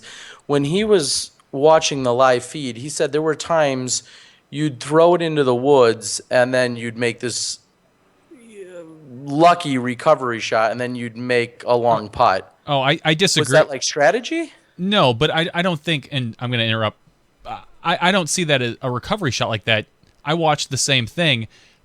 Those recovery shots aren't lucky. You may take a kick into the woods, but it takes some skill and some shot shaping to get out of those spots. And then, Paul hitting a long putt is just Paul hitting a long putt because the effort and practice he puts into it. I don't think there was a lot of luck. I mean, everybody at Moraine or Deer Lakes is going to take a kick or two. It's almost inevitable unless you have a perfect round.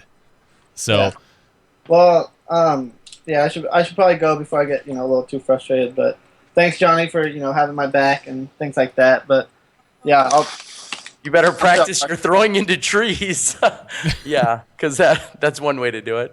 All right. Well, it was good talking to Paul. I'm not sure exactly what his plan is going to be this week. I know that there was conversation about how many trees were here, if he's going to be able to stay out of the water, things of that nature. I didn't think he'd get so worked up just because he's a hothead. I mean, I'll say it. Hold on, Terry. Let me give you a call right back, okay? All right, fine. Yeah, Terry got into it there. Wow, I wouldn't think that's kind of unlike Terry doing something like that. He just he really needs to kind of chill out. Terry, that was kind of crazy the way you got into it with him like that. I mean, hey, chill out. He's the world champ. I know, but I'm kind of sick of this whole world champ love that everybody talks about, and it just I don't know. You see it. There's people that talk about flashing the rings and all this other stuff, and I don't know that I buy into it. I mean, you can clearly tell he's a little full of himself at times, but what do? I mean, he's a 4-time champ, right? You have to eat it up. You have to just kind of go with it, right? I guess. I don't know. I've seen it both ways. I've seen other people talk about it, and I don't know. I guess some people want to buy into it. Like I said, I was a stroke off of him for the week. I'm not sure how impressive that really was, but whatever. Yeah, I mean, yeah, I just don't know I don't know what to say, Terry. I mean, the board is lighting up on how I haven't even checked it. Yeah, why are you such a McBeth hater? What's your deal? Although that's funny because normally everybody's like, "Oh, you love McBeth. You love McBeth so much." I mean, I guess maybe I kind of play into that a little bit, but that's so funny. Oh, hey, Liz Lopez is on the board. We should call her up instead. She's a little friendlier to me. She is. I mean, I think we might have burned some bridges with Paul there, and I hope we can someday get him back on the podcast. I mean, let's put it this way. We talked to him last week about being on our podcast, and then he said that he was going to go, what was he going to do? Some other podcast or something or other. Yeah, so I wasn't too concerned about it. That's true. Last week, he said he was going to come on our podcast and then complained about his bandwidth. Here I go listen to the DG Weekly podcast, and I mean, I'm going to call it that. It's really the /r/disc golf podcast, but DG Weekly is on it. And whatever. And he shows up on that podcast completely burning us. Oh, shit. Hold on. Terry, are you expecting somebody? I don't know if we're going to have Nate back in. Terry, hold on. Are you expecting somebody here, Terry? No, not really. There's a big truck. Hey. There's a big RV here. Uh-oh. Hey, Paul. Terry. Hey, Terry. I thought I'd come this is kind of awkward. Yeah. Were you in the van or RV or whatever thing you drive around in? Don't reach. Yeah, you swing them around the other side of the laptop, Ter. Oh, the cord. Yeah. Closer, oh, here, hold on. Get that cord out from the back of the. There you go. Hey, Paul, Mr. Lucky, Mr. Four-time Lucky. How you doing? Yeah. So, right. so Paul, can you confirm or deny that you've been the luckiest player on the planet for 4 years straight? Confirm or deny? That needs to be a new segment of ours. Yes. Is it luck or is it skill? I would like to say it's skill. Okay, fair enough. I'll give you that one. Anything else we need to confirm or deny while we're here? Yeah, you're actually a nice guy, I hope. Okay, no, of course, Paul. In fact, I do get criticized a lot. Some people think that I'm a little bit too much of a McBeth fanboy because we talk about you a lot on the show, but you win a lot. So you're, I think I overheard you giving an interview actually to a local newspaper tonight. Is it true you've only not won 4 times this year? Yeah, I think I can name off the Australia, the St. Jude Memorial, and Vibram. So most people are lucky to get 4 or 5 wins in their lifetime in the pro level, and you can name off the 4 wins you didn't get this year. So I guess you're doing pretty good. Well, can you also clarify to all the smashies out there? I see they were getting pretty worked up. Yeah, honestly, people were very upset about that. Like they were calling you very mean names, Terry, about how rude you were to Paul. And for the record, I'll say we did kind of set this up a little bit beforehand. Just a little bit, but and in fact, even better, it was Nate Sexton's idea. Oh, Nate. You two do have too much time on your hands if this is what you guys are thinking about out on the course, huh? Yeah, we like to mess around a lot and joke around. And Nate's probably the biggest undercover funny guy that is on tour. All right, and which is funny because some people say that Nate comes off as a pretty serious guy. Yeah. And really, he's maybe one of the jokesters here. Yeah, he's definitely the jokester, and he was leading the charge in this, and I'm glad that we were able to do it, and hopefully my acting skills are a little above average. But yeah. No, I think you were good. A few people are actually calling out Johnny V, saying he was maybe giving it away a little bit, but nonetheless, it was all in good fun. I felt bad because people were really, really railing into you, Terry, and I couldn't really contain it. I'm like, I felt bad. I've known you for like 20 plus years, and I can be a jerk. So I know that. I mean, hands down, that's not part of the ploy. Yeah, you can be. Yeah. All right. So, Paul, you are here with your RV, literally just 100 or so feet outside of the door at Nate's place. It's great to be set up for the weekend, and for any that don't know, they just pretty much relax and eat pizza, hang out. You guys were watching Brody Smith trick shots earlier tonight, weren't you? Yeah, we had to compete with the Brody Smith, Avery Jenkins, and Simon video. Their big drop tonight. Yeah, they dropped that, and hopefully we kind of dropped a surprise on most people. But yeah, I mean, we get to watch a lot of videos, listen to a lot of music. That's that's what I do. What's the preferred music in the RV? Does it matter who's driving, or do you guys have something you guys can agree on? There's some stuff that we agree on, but usually it's who's driving. I don't know what Nate listens to. Okay. Skrillex? Is that I can see Nate being a big Skrillex fan, right? His is a little softer and slower. But well, is he a Phil Collins kind of guy like myself? I don't know what it is. Okay. I don't know. It's bread from the 70s.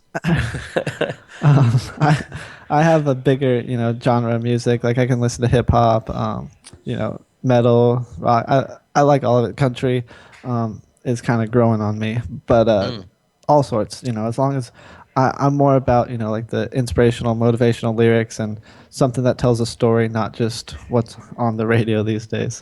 Yeah, and I'll say I know in speaking to you probably 6 months or a year ago, you had said that you're definitely concerned more about the lyrics and really the message that's being sent. Obviously, I think beats and rhythm, are part of that, but you're more concerned about the lyrics that are actually being presented, which not everybody necessarily does. Yeah. Dan Harbeck says he's out. He's done with us. That's all right. Some people still say that they're still kind of upset. Here's a question for you, Paul. Someone had mentioned your your DX challenge, maybe the Eras challenge earlier in the year. Is there an event, a style of event that you would love to see that you haven't played in, or that maybe you'd like to run someday? I know there's like the 150 class, or is there something that you would go out of your way to play that you haven't done yet? An event, an actual event, not just kind of a video, so to speak. I would love to see like a males doubles type tournament that we don't have anymore. I know there used to be at the World Championships, but that was well before I started playing. So I think that's the biggest thing I'd like to see. I'd like to see how good two pros could be, playing as one. But that's probably the biggest thing that I would like to see, and I think that should be brought back. Okay. Is there a particular place you'd like to see that run? Doesn't matter. No. Okay. No, I think a more challenging course. Yeah. But I don't think there's one place to pick. And speaking of blasts from the past, Scott Stokely was always known as one of the most prolific doubles partners, and I think he had teamed up with many different people and was very successful. And the doubles was a really big deal back in the day. I mean, you saw, the Ricos playing together, and I know the doubles many years ago before most of us knew what disc golf was. I know Kevin McCoy was also a very, very medaled doubles participant and did very well throughout all the years, mixed doubles, and you're right, they did away with that. I believe 2007 Worlds was the last time, Pro Worlds was the last time we saw a single division, men's or women's, and now it's been mixed doubles. Will you ever get into mixed doubles, playing that at Pro Worlds, or are you always too focused? Yeah, I mean it's too close. I think the field events and tournament. I think the field event should be after the tournament. Okay. I don't know. I never understood why it's before, especially like distance competition. Like that takes a toll on my hand. I would love to do it, but not before the tournament because throwing long, hard shots it wears on my hand mostly. So I would love to compete in them, but not before the tournament.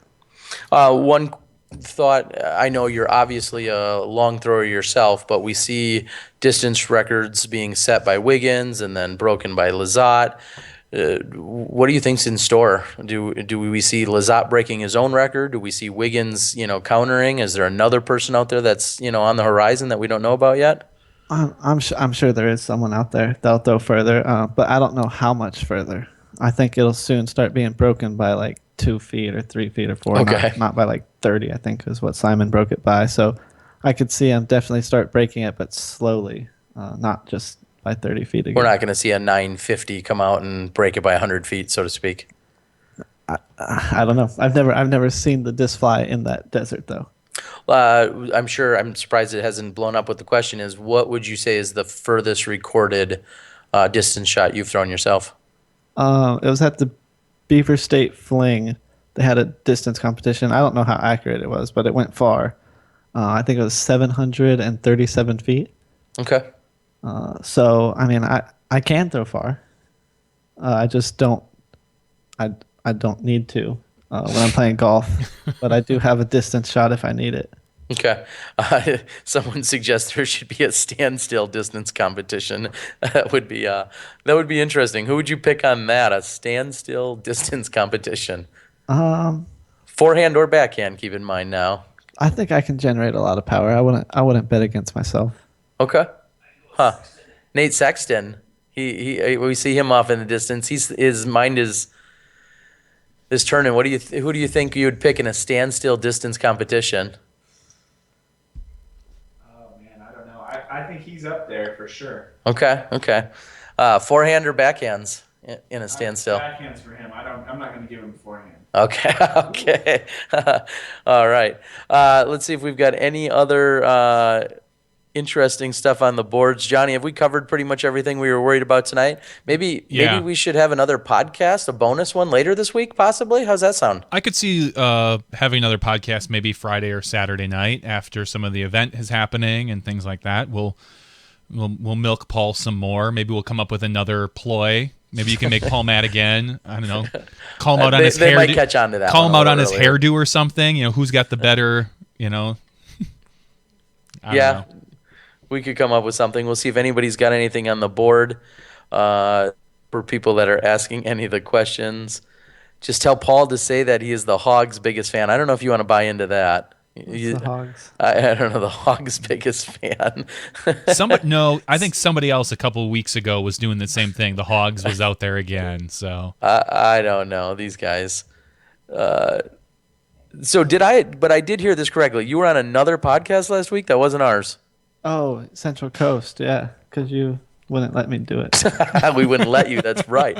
No, actually, for everyone to know out there, honestly, we did reach out to Paul right after winning Worlds, and even though it didn't go so swimmingly tonight, Skype is a pretty big concern for ours. We want everybody, all of our guests, to always have a decent Skype connection, and Paul just wasn't going to be in a place to do so.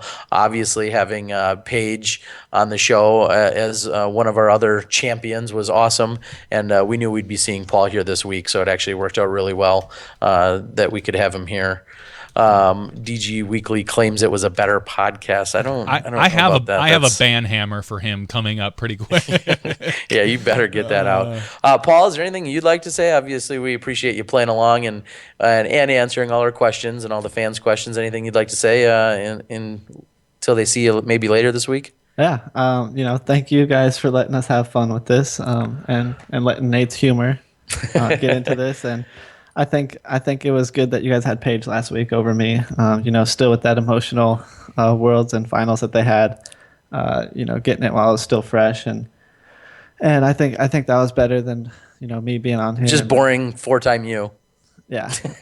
Now we're looking forward to Ledgestone, and this is the biggest purse in disc golf history, as far as I know.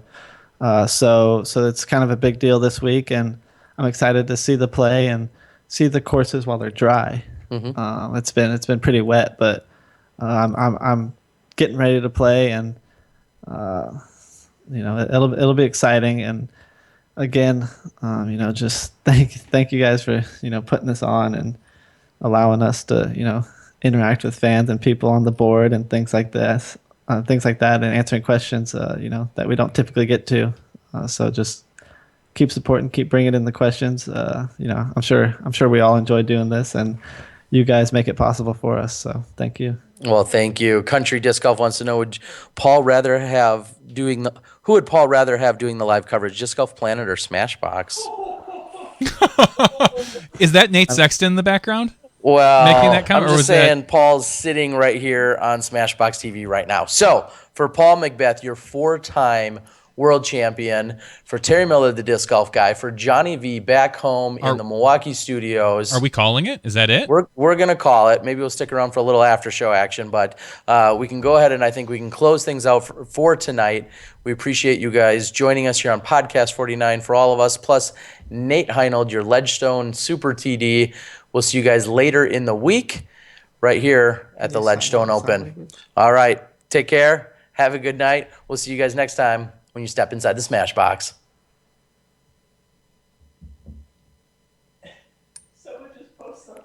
All right. Do we, Johnny, you there? I'm here. I'm not going anywhere. All right. We do have one of our largest crowds ever.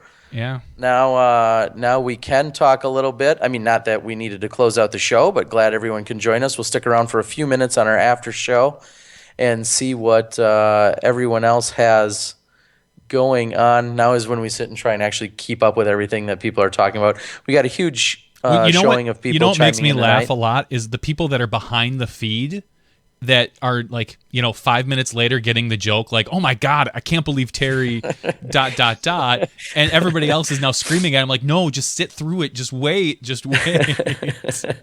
That's funny. Well, we see Ben Ferris says the after show is the best. Wade out there says, does Paul think adjacent fairways should always be OB in tournaments? That's an interesting question. So 2 fairways that right next to each other. Do you think there's a good? Yeah, we're still live, and it's just a little more casual now. We're cash. This is the after show. Smashbox After Dark. Oh, got it. So 2 fairways next. Yeah, next to each other, maybe going 2 opposite ways. Do you feel like there should be a divider line that makes the other one OB? I think it's safer. Even though the shot's already went in there, you're not in their fairway. It's better speed of play and things like that. So if it fits the hole, I definitely think it's a better decision. Okay. Prediction on final 9 players. That's an interesting question. I don't want to answer that. He doesn't one. want to answer that, understandably. Crazy John is taking over for Terry. Okay. Does Paul know about the St. Jude disc? I don't know what that means. Maybe They Paul all knows. have been shipped. Oh yeah, Paul, you had signed like hundreds of them, and they all were getting shipped out. Was that? They all, there's a they all were picture, shipped right? out. Is there a picture of you on one of those on that disc, right? Yeah, there was 2 different styles. Like the first 50 got an exclusive, I think, out of 200, and then the rest of them were the ones from the USDGC. So they are all shipped out. I know Okay. that. So if you had one coming, hang tight. Hopefully they'll be there soon. Someone asked a question I'm not going to repeat, but I do want to ask, what's the one thing Nate does that gets on your nerves in the RV? Is there anything? Is there anything that you guys have talked about? Like, oh my God, just can you not chew with your mouth open or something along those lines? Drew will really like this one. He likes to wake up early now that he's 30. He wakes up early. Oh, geez, 30. The dirty 30. And he seems to bang every door on the way out and slams them all. That sounds like Johnny V. What? And it's like 6:30, 7 in the morning. And then he'll just be gone for about 30 minutes to 45 minutes. So you'll just get back to sleep and he comes banging back in. Huh. Okay. And reverse it. What do you think about you bothers Nate? Oh, man. There's probably a few. I don't sleep. What do you do if you don't sleep? What are you doing up like at 3 a.m, unlike Terry? Or because Terry's on Facebook or doing video editing. What do you do? I watch a lot of video. Like like movies or like YouTube? What are you doing? I watch a lot of myself. No, I watch. Yeah, I really do. But yeah, I watch a lot of. I like to read a lot of articles from other athletes and things like that, and then watch videos of myself and try to get better. Okay. Not just awkwardly watch video. Yeah, no, of course. No, we You're looking for ways to improve or things that you know on the 5th hole, your tee shot, you remember you pulled it left, and maybe if somebody's got a good vantage point, you can possibly either see what you did or maybe you really slipped or whatever. I'm sure those are the types of things you're looking for. Yeah, and do you ever find yourself rooting for yourself, like, oh, make this one? Yeah, it's just I don't know, I still can't win Memorial in a playoff. I don't get it. Every time I watch it, I expect something else. I always lose. Like, oh, damn it! I think I'm not gonna put this one OB. You watch his videos. All right. So Will, and I don't know this for sure. Have you beaten Will in a playoff ever? Beaver State Fling this year. Beaver State this year? Okay. I couldn't remember offhand. I wasn't sure. That's when they named plastic after him, too. That's when they gave him the McPro plastic, Johnny. Okay. Hey. I didn't realize that it was the same plastic type as the KC plastic, basically. Yeah. I wasn't sure if Paul was going to get his own plastic line that's not KC. They're a little different. They're just a hair different? Okay. Yeah. Well, good. Do you have input in that? Like how much input do you have in that as far as like I'd like it a little stiffer or a little softer or usually I have to tell them that I want the plastic a little stiffer. Okay. Cuz they tend to get a little soft, but I mean I don't have special ones that other people don't have. They're the same ones, so. Yeah. And I think we're finding that more and more common now. We see for instance, Yeti kind of set that standard. I mean, obviously there's been KC plastic for many years and Climo had his input on it.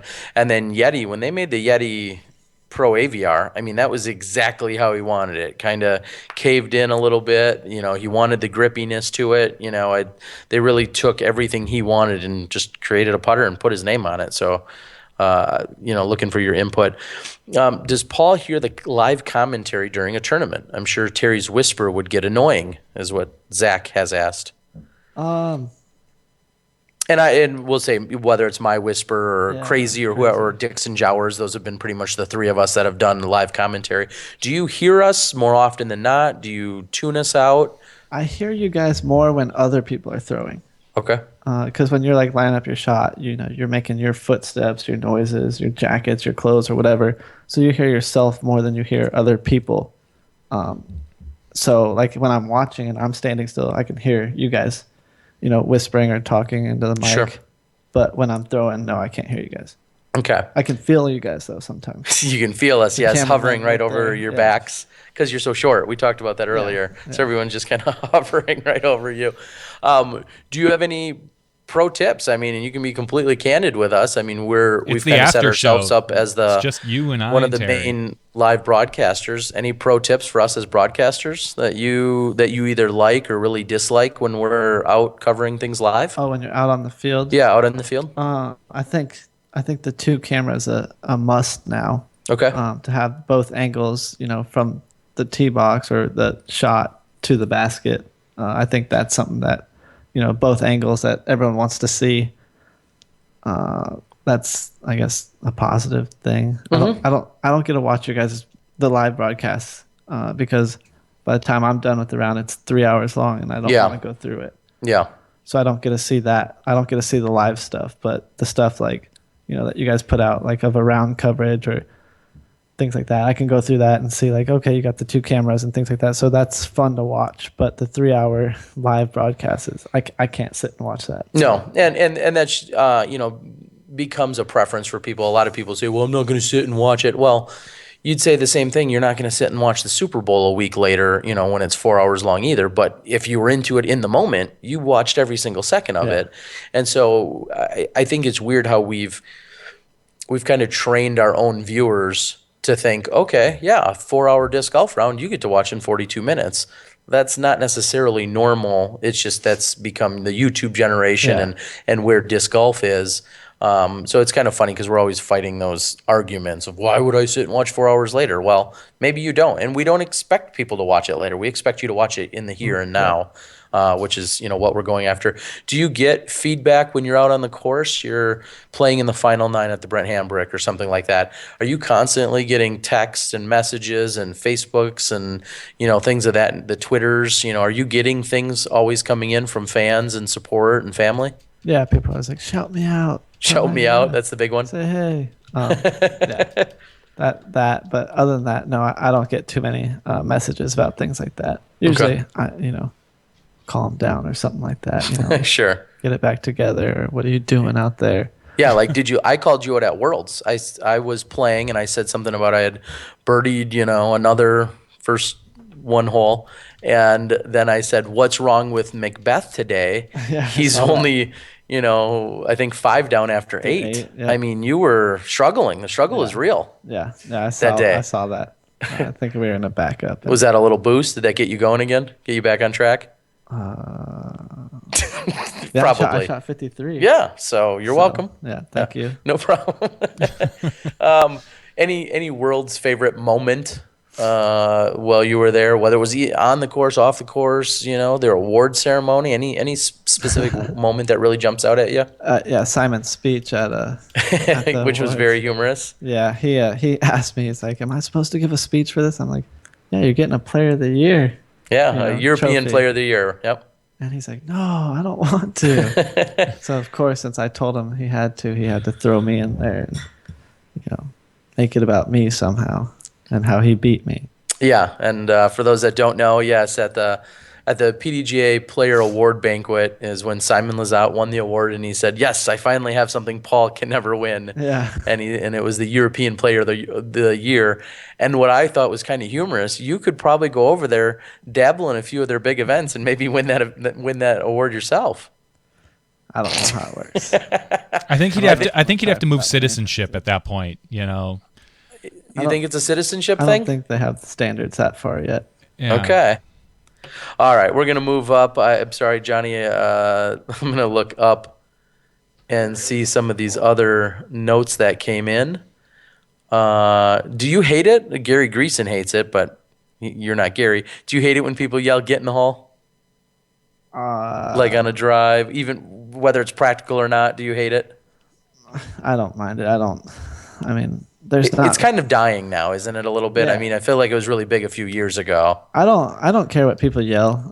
As long as it's not obscenities and things like that. Especially, I mean, my biggest thing is when people freak out is if there's kids around and things like Sure. that, and younger players, and so I don't mind if fans yell things like that. But I think my biggest issue is when fans smoke cigarettes and things like that around cards, because most of the time the players aren't allowed to smoke. So why are the fans? And I don't like cigarette smoke at all. Fair enough. So that's my biggest pet peeve on the course is when people are smoking. And it's kind of funny because this last weekend I noticed, we love our volunteers. Disc golf's built on them. But one of the spotters was smoking at the tournament that I was filming this weekend. And I was kind of even annoyed by that. And, I'm not starting a big anti-smoking campaign. I'm just saying, for all the reasons you just said, the players are there, everyone's taking this in, and one of our volunteer spotters was smoking, and it did make me kind of second guess it for a moment. Yeah, and I don't have anything against people that smoke, but I don't like it around me and around the cards and things like that. Yeah. It's just not welcoming. No, it makes perfect sense. What was your most enjoyable point at AmWorlds? You walked around for almost all of the tournament, other than the finals where you had to catch a plane, I believe, to go pick up your RV. What did you enjoy the most about AmWorlds this year? Man, I learned so much from those kids. Just from like the spunk that Isaac had out there. I can't stop. I need to go, and I took that from him mostly into my practice, and I'm sure you could see a lot on the course. Like I wasn't walking around slowly and things like that. I was getting out front and, just trying to lead the charge and just keep moving forward. And I mean that him and AB, battling that final 9 was kind of like, they both showed the heart that they have, and win or lose, they were leaving it all out there. How he was handling it, even being down the whole time, and the way that they're up, down, up, down, up, down. I think they were saying there's 7 lead changes in those 9 holes. So those two, I definitely learned a lot from watching them, and then caddying for the rest of them. I think I caddied for 7 kids while I was there. Yep. 7 out of 10, which was pretty good for. You were busy. 5 rounds. Yeah, you were busy, as you were last year when we were covering it live over in Minnesota. I saw you and Paige and others out there hustling around, caddying for all the kids. But yeah, basically just, I learned that from those two, and then the rest, is have fun. I mean, I still feel like I'm a kid and I could be hanging out with them and playing with them. But yeah, just have fun with it. And, it is still like, it's a sport, but it's still a game. We're playing, or I'm playing, it's as my job. I couldn't ask for anything, more right now, and I need to enjoy it, and I need to realize that I am playing for them and their future as well as mine and my future. So, enjoy it, but also still show the heart and, determination that, so many of those kids do show. One of the questions that came in, speaking, I guess, of the future and the development of the game, one of the questions that came in, I'll slightly reword it to basically say, what are some of the things you think the PDGA could be doing or possibly improve upon or work towards in terms of goals and whatnot? Is there anything in particular that stands out at you? I think there's a lot, whether it's the PDGA, the players, or social media, or the media, together. I think everyone can improve, and I think we all just need to get on the same page and try to figure out a way to do that. And I don't know if it's one person that can lead that charge or whatnot, but I think it just needs to be written down and kind of seen by everyone. Okay. So I think that'll get handled sooner than later. And speaking of charges, you just mentioned Tyler needs to know, what do you think about disc chargers? Do they help you out when you find them out on a bench? And do you believe a bench disc charger works any better than a table disc charger? I think those are horrible. I can't stand seeing those. I can't stand seeing writing in general. Any kind of graffiti, yeah. Yeah, especially when they're freshly painted, and It is kind of mind-numbing, some of the stuff that you see out on the courses, which I know frustrates you, and I think it frustrates well, not everyone, unfortunately, except for the idiots that draw them. Conversation about it says your girlfriend at Brent Hambrick. I'll go on record and say Paul did not have a girlfriend visit him at the Brent Hambrick, so I'll dispel any rumors there. Did you see Anthony Barella as a future world champion, and how much have you worked with him? I mean, there's a lot of people I can see as world champion, but it's hard to say because I'm still going to be playing with them. Yeah. You don't want them to get too good. Come on. Yeah. So, I mean, I could see all those kids as world champions in the future, but, they're all going to be playing against each other. So just pick one over the other is nearly impossible because I'm still in that generation. I might be 10 years older than them, but it's just like Felberg. Felberg's almost 15 years older than I am.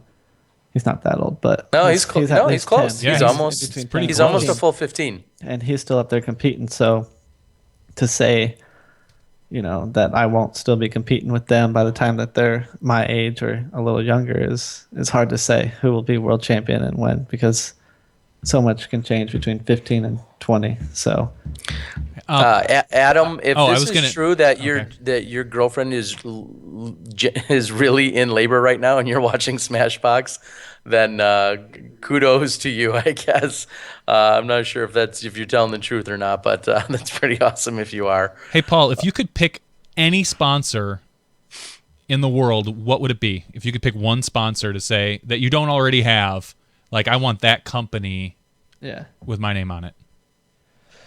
I know I'm gonna get a lot of backlash because I always do anytime anyone ever says Nike, but yeah, definitely Nike because I mean they have clothes, they have shoes, they have everything, everything. So golf clubs, they fit your lifestyle. Yeah, exactly. Yeah, I have a very active lifestyle, and they fit. I mean, all the way to surfing and swimming. So Nike would be the one that's my overall because I could use it in anything I want to do. Yeah, sure. Johnny, I think we over here at Smashbox should reach out to our connections and see what we can do for this young fella. I'm good friends with Joe Nike, and he. I know his kid, Frank Nike. I'll put a word in. Yeah. Well, good. Then I definitely think we should use our Smashbox poll and see what we can do to possibly help him out. Does Paul actively try to conserve energy between throws during rounds? Do you take any naps, or do you? No, I'm just kidding. But is there anything you do consciously or subconsciously where you're like, oh yeah, maybe I can, not exert so much energy until I have to throw another 500-footer? I think it's just really just breathing. Having like I guess. I don't know exactly how to describe it, but I'm not going to step up to a shot and try to hold my breath. Sure. It's really just got to focus on breathing and make sure in, out. So. Do you do any yoga? No. No yoga. No, nothing like that. But I try to stay calm in all situations, and that's not just on the disc golf course, but in life in general, because so much of what's going on in your life kind of translates onto the disc golf course. So. I try to stay positive with everything, and it's like that with life as well as on the course. Someone asked about you learning sign language. Is that true? Do you know? Yeah, I actually took 2 years in high school. ASL. Yeah. I know. Yeah, I know. I know. I know about this much. ASL. Yeah, sign. Yeah. Okay. Sign language, if you really want to. Awesome. And is that still helping you out today? Yeah, that one's a good one. Okay, yeah, it's certainly. Thank you. And in fact, they're kind of a funny story, though, to somewhat tie that together, is there was a number of gentlemen in the Milwaukee area that were constantly coming to tournaments, and they were always approaching me and asking me to help them out, and I was always writing down information for them. And it was when I returned from the 2005 Memorial is when I immediately went to my very first sign language class, my very first ASL class, and they had paid for me because I was kind of their conduit. I was their middleman, and so it was great to learn, the basics. I ended up taking 2 classes of it, and it's one of those skills though. If you're not using it, you lose it. It's easy to forget. So Yeah, definitely. Like in high school, I took 2 years of sign language because I had already been playing disc golf for I think 2 years, going on 3 now. But I noticed there was a lot of deaf disc golfers in my area, and nobody really knew how to communicate with them, so they kind of stayed in their own group. So myself and my best friend Tommy Ekman decided, let's take sign language class, as well as my brother took sign language, and so we were able to communicate with them. And like you said, it's something that if you don't use it, you kind of forget it. And so usually when people come up to me with sign language, I kind of understand, but I'm so rusty with it. yeah, exactly. Because it's so far in between when I get to use it. But I enjoy, trying and learning. I still remember four. I know this. Hold on, let's get Step inside the smash that. box, So buddy. it's 4X and then world champ. Okay. So I still remember that one. There you go. Well, that's certainly a good one to remember. I think we'd blow people's minds, and it would take a lot of work on both of our parts if we did a post-round interview all via ASL. We'd really blow some minds that way, but so. I got a lot of work to do to get caught back up in order for either that or it'd be a short interview. Yeah, or we will really make some fools of ourselves. Yeah, or that, or we may offend somebody. So there's a lot of chatter on the board about how Nate apparently hit somebody in the face at No. was that at Worlds? No, it was at the Oklahoma Open. At the Oklahoma Open. Now, yeah. if you not the Oklahoma Open, sorry, the Norman Pro-Am. It was in Oklahoma. Okay. If you hit somebody, I know in golf they tend to like sign a set of gloves and hand them to you. Would you maybe sign a disc or hand it to them, or would you just kind of say, "Hey, next time look out"? Yeah, I don't think you would sign a disc and give it away.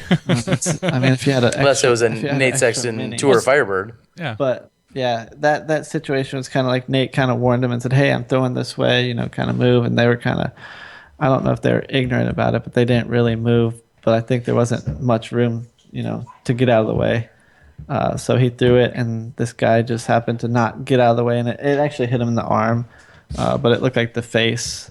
He kind of got his shoulder up and things like that. And I don't even think it really left a mark on him. I don't think it left a mark on him, Nate. Are you saying Nate throws like a 4-year-old boy? Yeah. Okay, just making sure it's clear out there. No, he was throwing a placement shot. So it got him pretty good, but the guy was fine, and he actually came up to Nate and was really apologetic about it and was like, "Dude, I'm so sorry. I didn't, I couldn't get out of the way." And Nate was kind of frustrated with it, but because he did warn the guy. And he was kind of charging to make a move, but I think he was still 5 or 6 back. Okay. And it kind of made him so frustrated he started just throwing strokes away. Yeah, people are all over the board on that one. It was the face. I was there. It was not the face. Oh, it was not the face. You heard it here, folks. Yeah. Ladies and gentlemen, it was not the face. Not right here. Paul will tell you upper muscle, bicep thing. Yeah. Who has the best noodle arm on tour? I'm not sure that really. They probably won't be on tour long if they have the best noodle arm. If that's what I'm reading correctly. All right. Favorite NFL team? We'll get something a little more frivolous here. Favorite. I guess might as well just go through all the sports, huh? Sure. For football, I grew up a Broncos fan. Myself and we got a pretty big rivalry between the family. Like my dad's a big Broncos fan. My cousins on his side are all Broncos fans, and I as well as my brothers grew up a Broncos fan. So we're all Broncos fans. But my mom's side, the real Mexican side, are all Raiders fans. Okay. So that's a big rivalry on the west Coast. AFC West. Okay.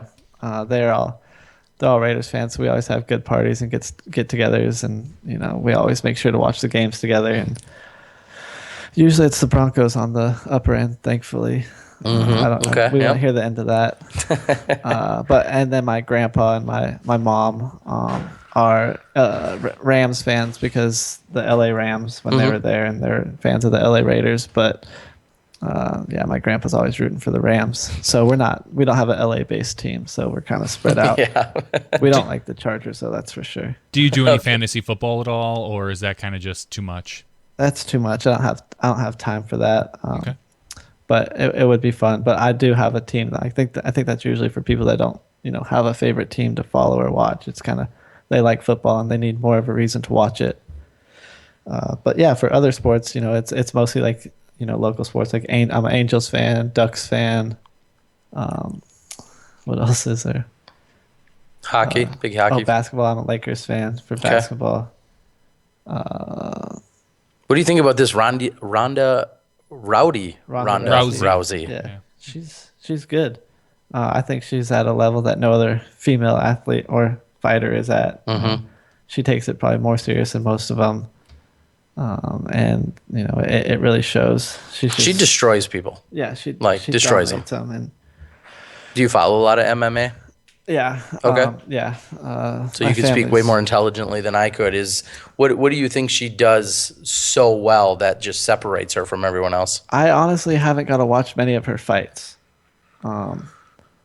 but they go quick. Let me tell you, they are quick. She's very fearless in there. She's got that intimidation that every girl that steps in there, they say they're not scared of her, but they are. They're scared before they even get into the cage, and it's hard to pick her because both my younger brothers train for that. My youngest brother Adam, he's definitely the one that's into it the most. And how long could you last against Askren? Probably surprisingly longer than people would think, but I'm sensing a call out right here. I know. TV. Askren's pretty vocal on Twitter. I follow him, and I believe it's your younger brother that recently reached out to him. They were talking about plastic. I don't know if you've checked Twitter in the past day or two to see that. So I think he reached out to Askren and was kind of talking about you and he going at it back and forth. So I'll have to check that out. Yeah. Yeah. My youngest brother, Adam's definitely the one that's most into the MMA and mixed martial arts. And I think he's actually just moved to a new gym, which is with Machida and Dos Anjos and those people. So he's at a really good gym right now. And I don't know how far he's going to take it, but he's wanted to, get a fight for the last 2 years or something like that. And whether or not he does we'll see. I got to go back there in the winter and train with them, so I'll definitely learn some things or two before this Askren thing goes down. Yeah, well, bring it up to Milwaukee because that's where Askren is. That's where his gym is here, so you can kind of hang out with us, and we'll make something happen. Yeah, I've been talking to Ben, and Ben's a fun guy to talk to, and yeah, he's seems like a really good guy, and we've tried to get some golf in a lot lately, but it's hard to get up north. Well, then it's going to start getting cold sooner or later. Liz Lopez is out on the board. Liz, we've missed you on the tour, and we know that you've been out there taking care of yourself, and we look forward to seeing you. I think I last saw that you were going to be here this weekend. I don't know if you can confirm or deny. She'd said she rolled in earlier today, I believe, or maybe late yesterday. So she's in. I think she's in town. Well, good. Looking forward to seeing you again. A disc golf charity boxing match is something that Liz had just suggested or actually questioned. I'm not sure that's a great idea. I probably have a better chance there. Yeah, for some of our best players to be going at it. Marty Gregoire from the PDJ, we know he's going to be, Media Marty, is going to be in town here at the Ledgestone tomorrow, and Marty's going to be helping out our broadcast indirectly. He's going to be grabbing some drone aerial footage, and he's going to be working with us so that we can help work that into our coverage throughout the weekend, which should be coming to you starting again on Friday. Let's see, is there any other non-boxing related things that we can ask? Or could we call this a night? Has Paul ever played in a winter tournament in the snow? I've never played in the snow. Never played in, never like a serious competitive winter week. Like a true ice bowl. No, I've never played where there's snow on the ground. Okay. I've thrown a disc around when a few little flakes started falling, but I don't see a point to it. Real. Some of us in Wisconsin don't have Yeah. a choice other than the Yeah, 4 if to you 6 don't- months if- where that if you- happens. If you don't have a choice, then I understand, but I have a choice. So Okay, you have a choice to Does not it- be in that area. Does it okay. does it interest you at all? I mean, would you like to experience that, or are you just kind of like, cold, no thanks? no, I'd rather do something else. Okay, makes perfect sense. And I know one thing that Avery Jenkins has talked about for years, especially because he obviously was in Ohio, but then ultimately moved out to the West Coast for a number of years. He said bundling up, preparing like we do in Wisconsin, and then going out and having totally different motions, totally different feelings, and tee pads and grips and everything else. Like you're basically totally reworking your game for a few months of play. Whereas either you take the time off or you go to a little more seasonal area where it's you don't have to change things up as much. So Yeah, for that, I don't see it being a positive towards myself Your end or goal, my game yeah. or all that. So I don't see a need to do that or a want. So I know you were talking earlier when we were a little more on the more serious things, talking about your tour and your season and your winnings. How many events did you say you've played this year? 16, 17, I think 20. 20. Do you see yourself, and I know we talked almost exactly a year ago back last October, right after USDGC, and you said you were going to be cutting back. Do you see yourself in the next year playing just as many events, maybe a few more, maybe a few less? I could see it being around the same. I think I'm gonna travel more next year Okay. and go to places I haven't been before, and I want to still play around the same. I won't mind playing a like a bit less, as in tournament wise. I'm still gonna play a lot, but tournament wise, I might play a fewer. But I'm gonna do a lot more traveling, a lot more promotional stuff, and I think I'm gonna enjoy my time places more. Like Sure. I go to Europe, and I don't get to experience this as much as I would like, but I'm still gonna play every day. But I want to see new places that I haven't been, and meet people that I haven't met. So I think I'm gonna enjoy my time more in the next year. At least I can say that. And I think that's really tough for you because I know you want to go there, you want to prepare, you want to play as much as you possibly can to get ready for the tournament. And then you maybe can't lounge around for next week because there's probably a big tournament back in the States that you're trying to get back for, and you want to get back and start preparing for that. So I know sometimes the downtime isn't there nearly as much as you probably wish that it would be. How crazy is Sergio, a good friend of ours, asked how crazy is in the Heinold household. This is probably one of the calmest households you'll find in all of disc golf here, leading into an NT. Nate, who's been working absurd amount of hours, just actually told me that he was going to bed. Nate Sexton's lounging on a couch, and Paul and I are holding down the rest here. It's pretty relaxed as things may go. You're not going out clubbing or getting drunk or anything tonight, right? Did I? No. Okay. Yeah, I no, don't he won't be drink. doing any of that. So things are pretty calm around here. Jordan Lee specifically asked, your fist pump at Fountain Hills, was it an oh yeah, or was it take that Coling kind of maneuver? No, Do you remember? Yeah, it was definitely and like, let's go, Jerm. Like, let's keep making this happen. Okay. Yeah, like he nailed that and threw his arms up like this, and now you see that everywhere on Yeah, the Prodigy yep, ads, and yep. just says win. I think that's funny. But so that's the image they've been using for a little bit, but that Germ didn't even know they did that. But yeah, it was just more of an excitement, and you could see the joy that it brought in Germ's face. Like, let's go, let's keep making Yeah. this exciting. And I think that's what we enjoy more, is putting on a great show rather than, if Germ was in that situation, I would rather see him make that putt than miss it. Sure. Because that's not an exciting way to win it. No, and we thank you at Smashbox to, like you said earlier, giving us the excitement for everyone to watch. And Do you have a lot of say? You kind of mentioned that about Germ, how he didn't even know about the just win thing. How much say do you have in the promotion of yourself with, say, Innova or your other sponsors?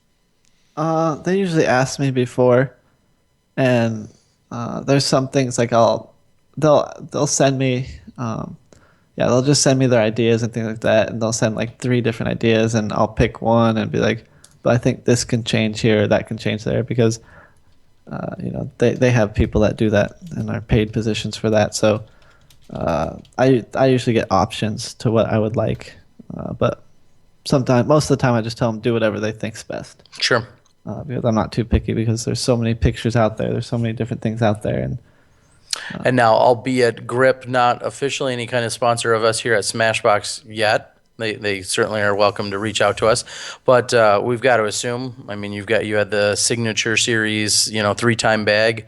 As I'm just guessing, Grip is looking forward to doing a 4-time Signature Series bag of some sort next year for you. I haven't talked to them. Okay. I haven't really. Well, I'll talked get to on the phone with them right after I talk to that Nike people. Yeah, and Frank I'll Nike. get you in touch. Yeah, I haven't talked to Innova or I haven't talked to Grip about that because I still have tournaments to play. Okay. So you want to get through the year, maybe build up your worth a little bit more, and then come after them at the end of the year. Yeah, I mean, I still got tournaments to focus on rather than worrying about what's going to happen next year. Very true. And I remember talking to you last year that you said that you knew all that stuff would work out. Worrying about the details, the discs or whatever, or if you feel like you really want to make sure you earn every bit of sponsorship and support that you gain from your sponsors. And I think that, a line, just as you said, speaks volumes of that. You want to play out the rest of the year and then start worrying about negotiations and whatnot. So that's pretty cool. I don't know what some of the conversation is out there. I'm trying to follow along. Terry and Paul, both mustaches until USDGC. I was told if I lost, I had to get a man bun. If I lost Worlds. If you lost Worlds, you'd have to what? Get a man bun like Ben Calloway. I did see Ben Calloway this last weekend sporting. Johnny V and I were just discussing, saying that his hairstyle is very grunge, early 90s. So I'm glad I don't Pearl have a Jam man style. Terry can't grow a mustache. Hey, Media Marty.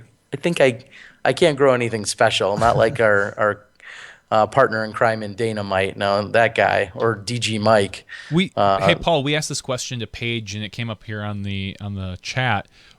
Post round interviews immediately after the final putt or wait until you turn in the scorecard? I think there's two answers to that.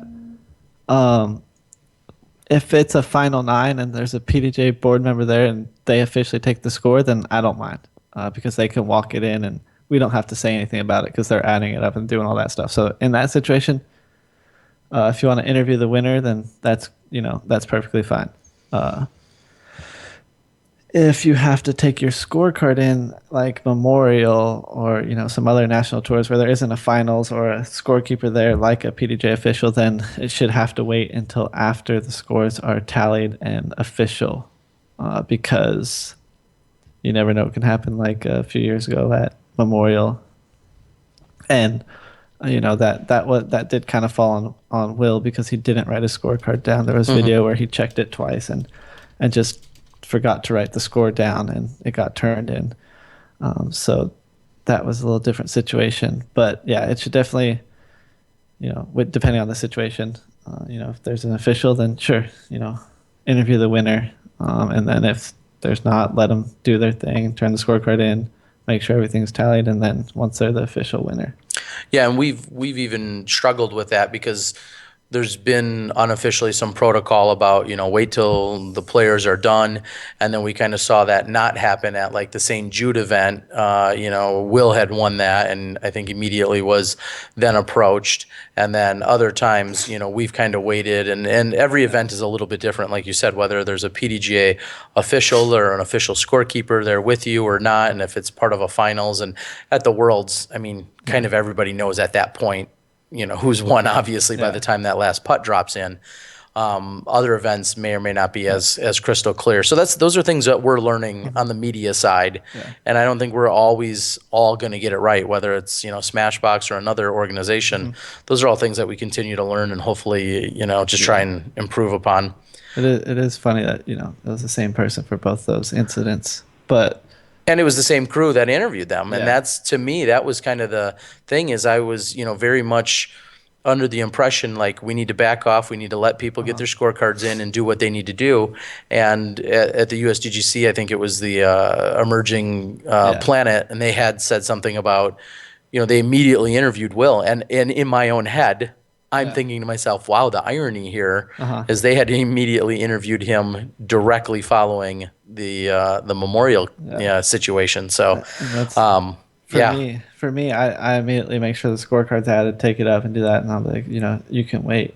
As much as, or if a PDA official, usually it's Mike Downs. I'm like, Mhm. all right, is this good? Like, you can take it. All right, then I'll go do the interview. Sure. And things like that. And Sure. and even after rounds where they want to do interviews, like I got to take the scorecard in. Sorry, I can't sign anything. It's nothing personal. I would love to sit here and talk and sign autographs, but I got to turn the scorecard in. You have to get your job done, and that's your job is to doing exactly that, is get that turned in.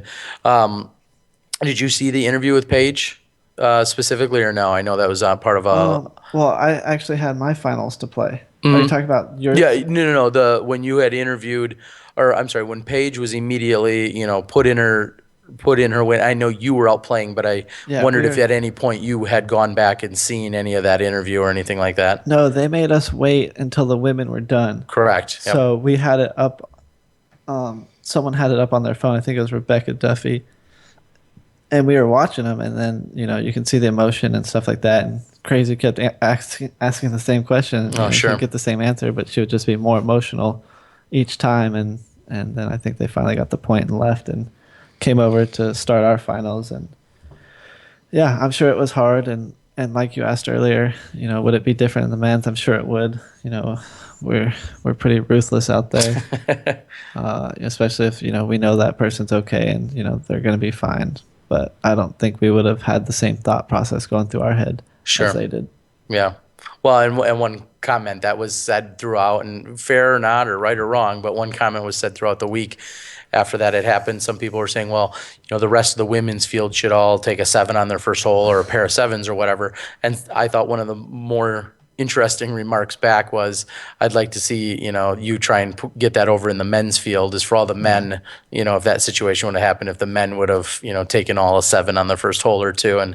And that was just kind of an interesting, men versus women analysis of that. Yeah, Very different. I think it was just one of those, bad timing type things. It couldn't have happened at a worse time for her in the tournament aspect. But it could have happened any other time. But it just happened to be she was leading by 7 or 8 the World Championships, and she was on her way to the course. So it just was a lot of things accumulated to have that happen, and it was just unfortunate. But there's no reason to change the rules of the sport of disc golf because of an incident like that. Yeah, and like we said, thankfully, the most important thing, and Sarah says it as well. I mean, obviously she's alive, she's healthy. She went on and battled, and we talked all about that last week. So she gained a lot of respect and fans, and when I saw her during that finals, I made sure to go up to her and just tell her, like, you're a true champ. Win or lose, like, you're doing something that 99% of the people wouldn't do. Wouldn't be able to. No, very courageous and pretty amazing. All right, and we're really going to wrap things up here very shortly, even though this is considered a semi-short podcast at only 2.5 hours. But if you've got any closing questions that I will moderate here myself, spit them out quickly, get them to us. I don't think you have any tattoos, Paul. Is that true? No tattoos. A lot of bruises. A lot of bruises. Any potential for tattoos, or just not your thing? What was that? Any potential for tattoos, or not your thing? Maybe one day. My brother has enough tattoos for the whole family. So. Yeah, he does. 4-time tattoos. What are your plans with all the putters from your wins? One of which I'm getting, right? I wasn't joking about that part. Neither was I. Damn it. I have a vision in my head of what I'll do with them eventually. But who knows how many there'll be by the time I'm done. So okay. It's not just wins too. Like when I shot 1132 and still lost, I kept those, and the 45 at Maple Hill. The only ones I don't have is my first Worlds. I gave those to my little brother. Okay. And he lost them. Ah. I think he might. And by lost, he means sold them to me on eBay. Yeah. This was a question that came in earlier, so I'll ask it again. I think it's a pretty good question. If you could bring back any out of production disc, is there anyone that if it's out of production, you probably never had your hands on it. But if there is there anything off the top of your head that you think you might like to see return? I'm guessing if you told them you'd like to see something come back, they'd probably find a way to make it happen. But is there ever Not been a disc or like? necessarily. I mean, the only one that I threw that I really liked, I only had one of them, but it was a 10-time Gazelle. That I threw it, messed around with, and it was pretty cool. But then I just left it one time, and I never had another one again. That was probably like 5 or 6 years ago. But other than that, no. I mean, I like my bag setup right now. It's very simple, and I know what every one of my discs is going to do. So, Okay, is it finally put to rest, the whole stolen bag and replacing those discs? That's all been put to rest, and no developments any way, shape, or form on that. Is that correct? no, none at all. I mean, I still miss that purple rock and that pink hydro flask, but.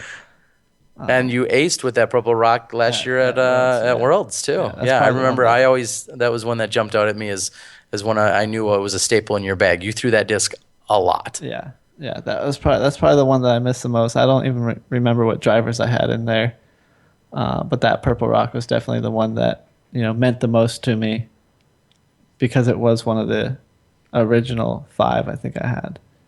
Yeah. So Okay. I mean, it was like a third proto run or whatever, but it was definitely the one that I cared about the most. Do you have a favorite type of movie or a favorite movie is one of the board questions. I have a bunch of favorite movies, but the one that I always like, the one that actually probably brought the most emotion out of me was Secretariat. Because it's incredible how far you could push. I mean, I saw it as like a person, how hard they pushed that horse and how determined it was, and the horse had more heart than anyone had ever imagined, and I want to put myself in that position to where I could just push until I can't go any further. But I don't think there is that point, so I think that was kind of Fair enough. All right, ladies and gentlemen, we are. I'd fight that horse, Marty. Craig once says, I don't know if that's a good idea, Media Marty. We are going to wrap things up. As I said, I may or may not have been an empty promise. Maybe we can come back later this week, set up, do another podcast, have a few more things dialed in, so that we can, We'll bring not have any snafus. We'll bring in Hopefully. Sexton and get the real story. Yeah, Sexton here will have to give us all the real stories, the real scoop. Oh, I'm sure he's got a lot. I mean, there's Paul's canned answers, but then there's the real scoup that we He's over there could grinning. He get can't from wait. Sexton as he's chuckling wait. over there. So thank you to all of our viewers. We had a great viewership tonight. Really not a big surprise, of course, but for Nate, who had joined us early on, of course, Nate Heinold, that is. We're going to have Nate Sexton, and next time we get online, we got Paul McBeth here, both in studio and ticked off, Paul McBeth, and Johnny V back home, Dynamite. So thank you to everyone. For Paul McBeth, Johnny V, myself, Terry Miller, the Disc Golf Guy. Again, this is your podcast 49 after show. We'll see you guys later in the week when, of course, you step inside the Smash Box.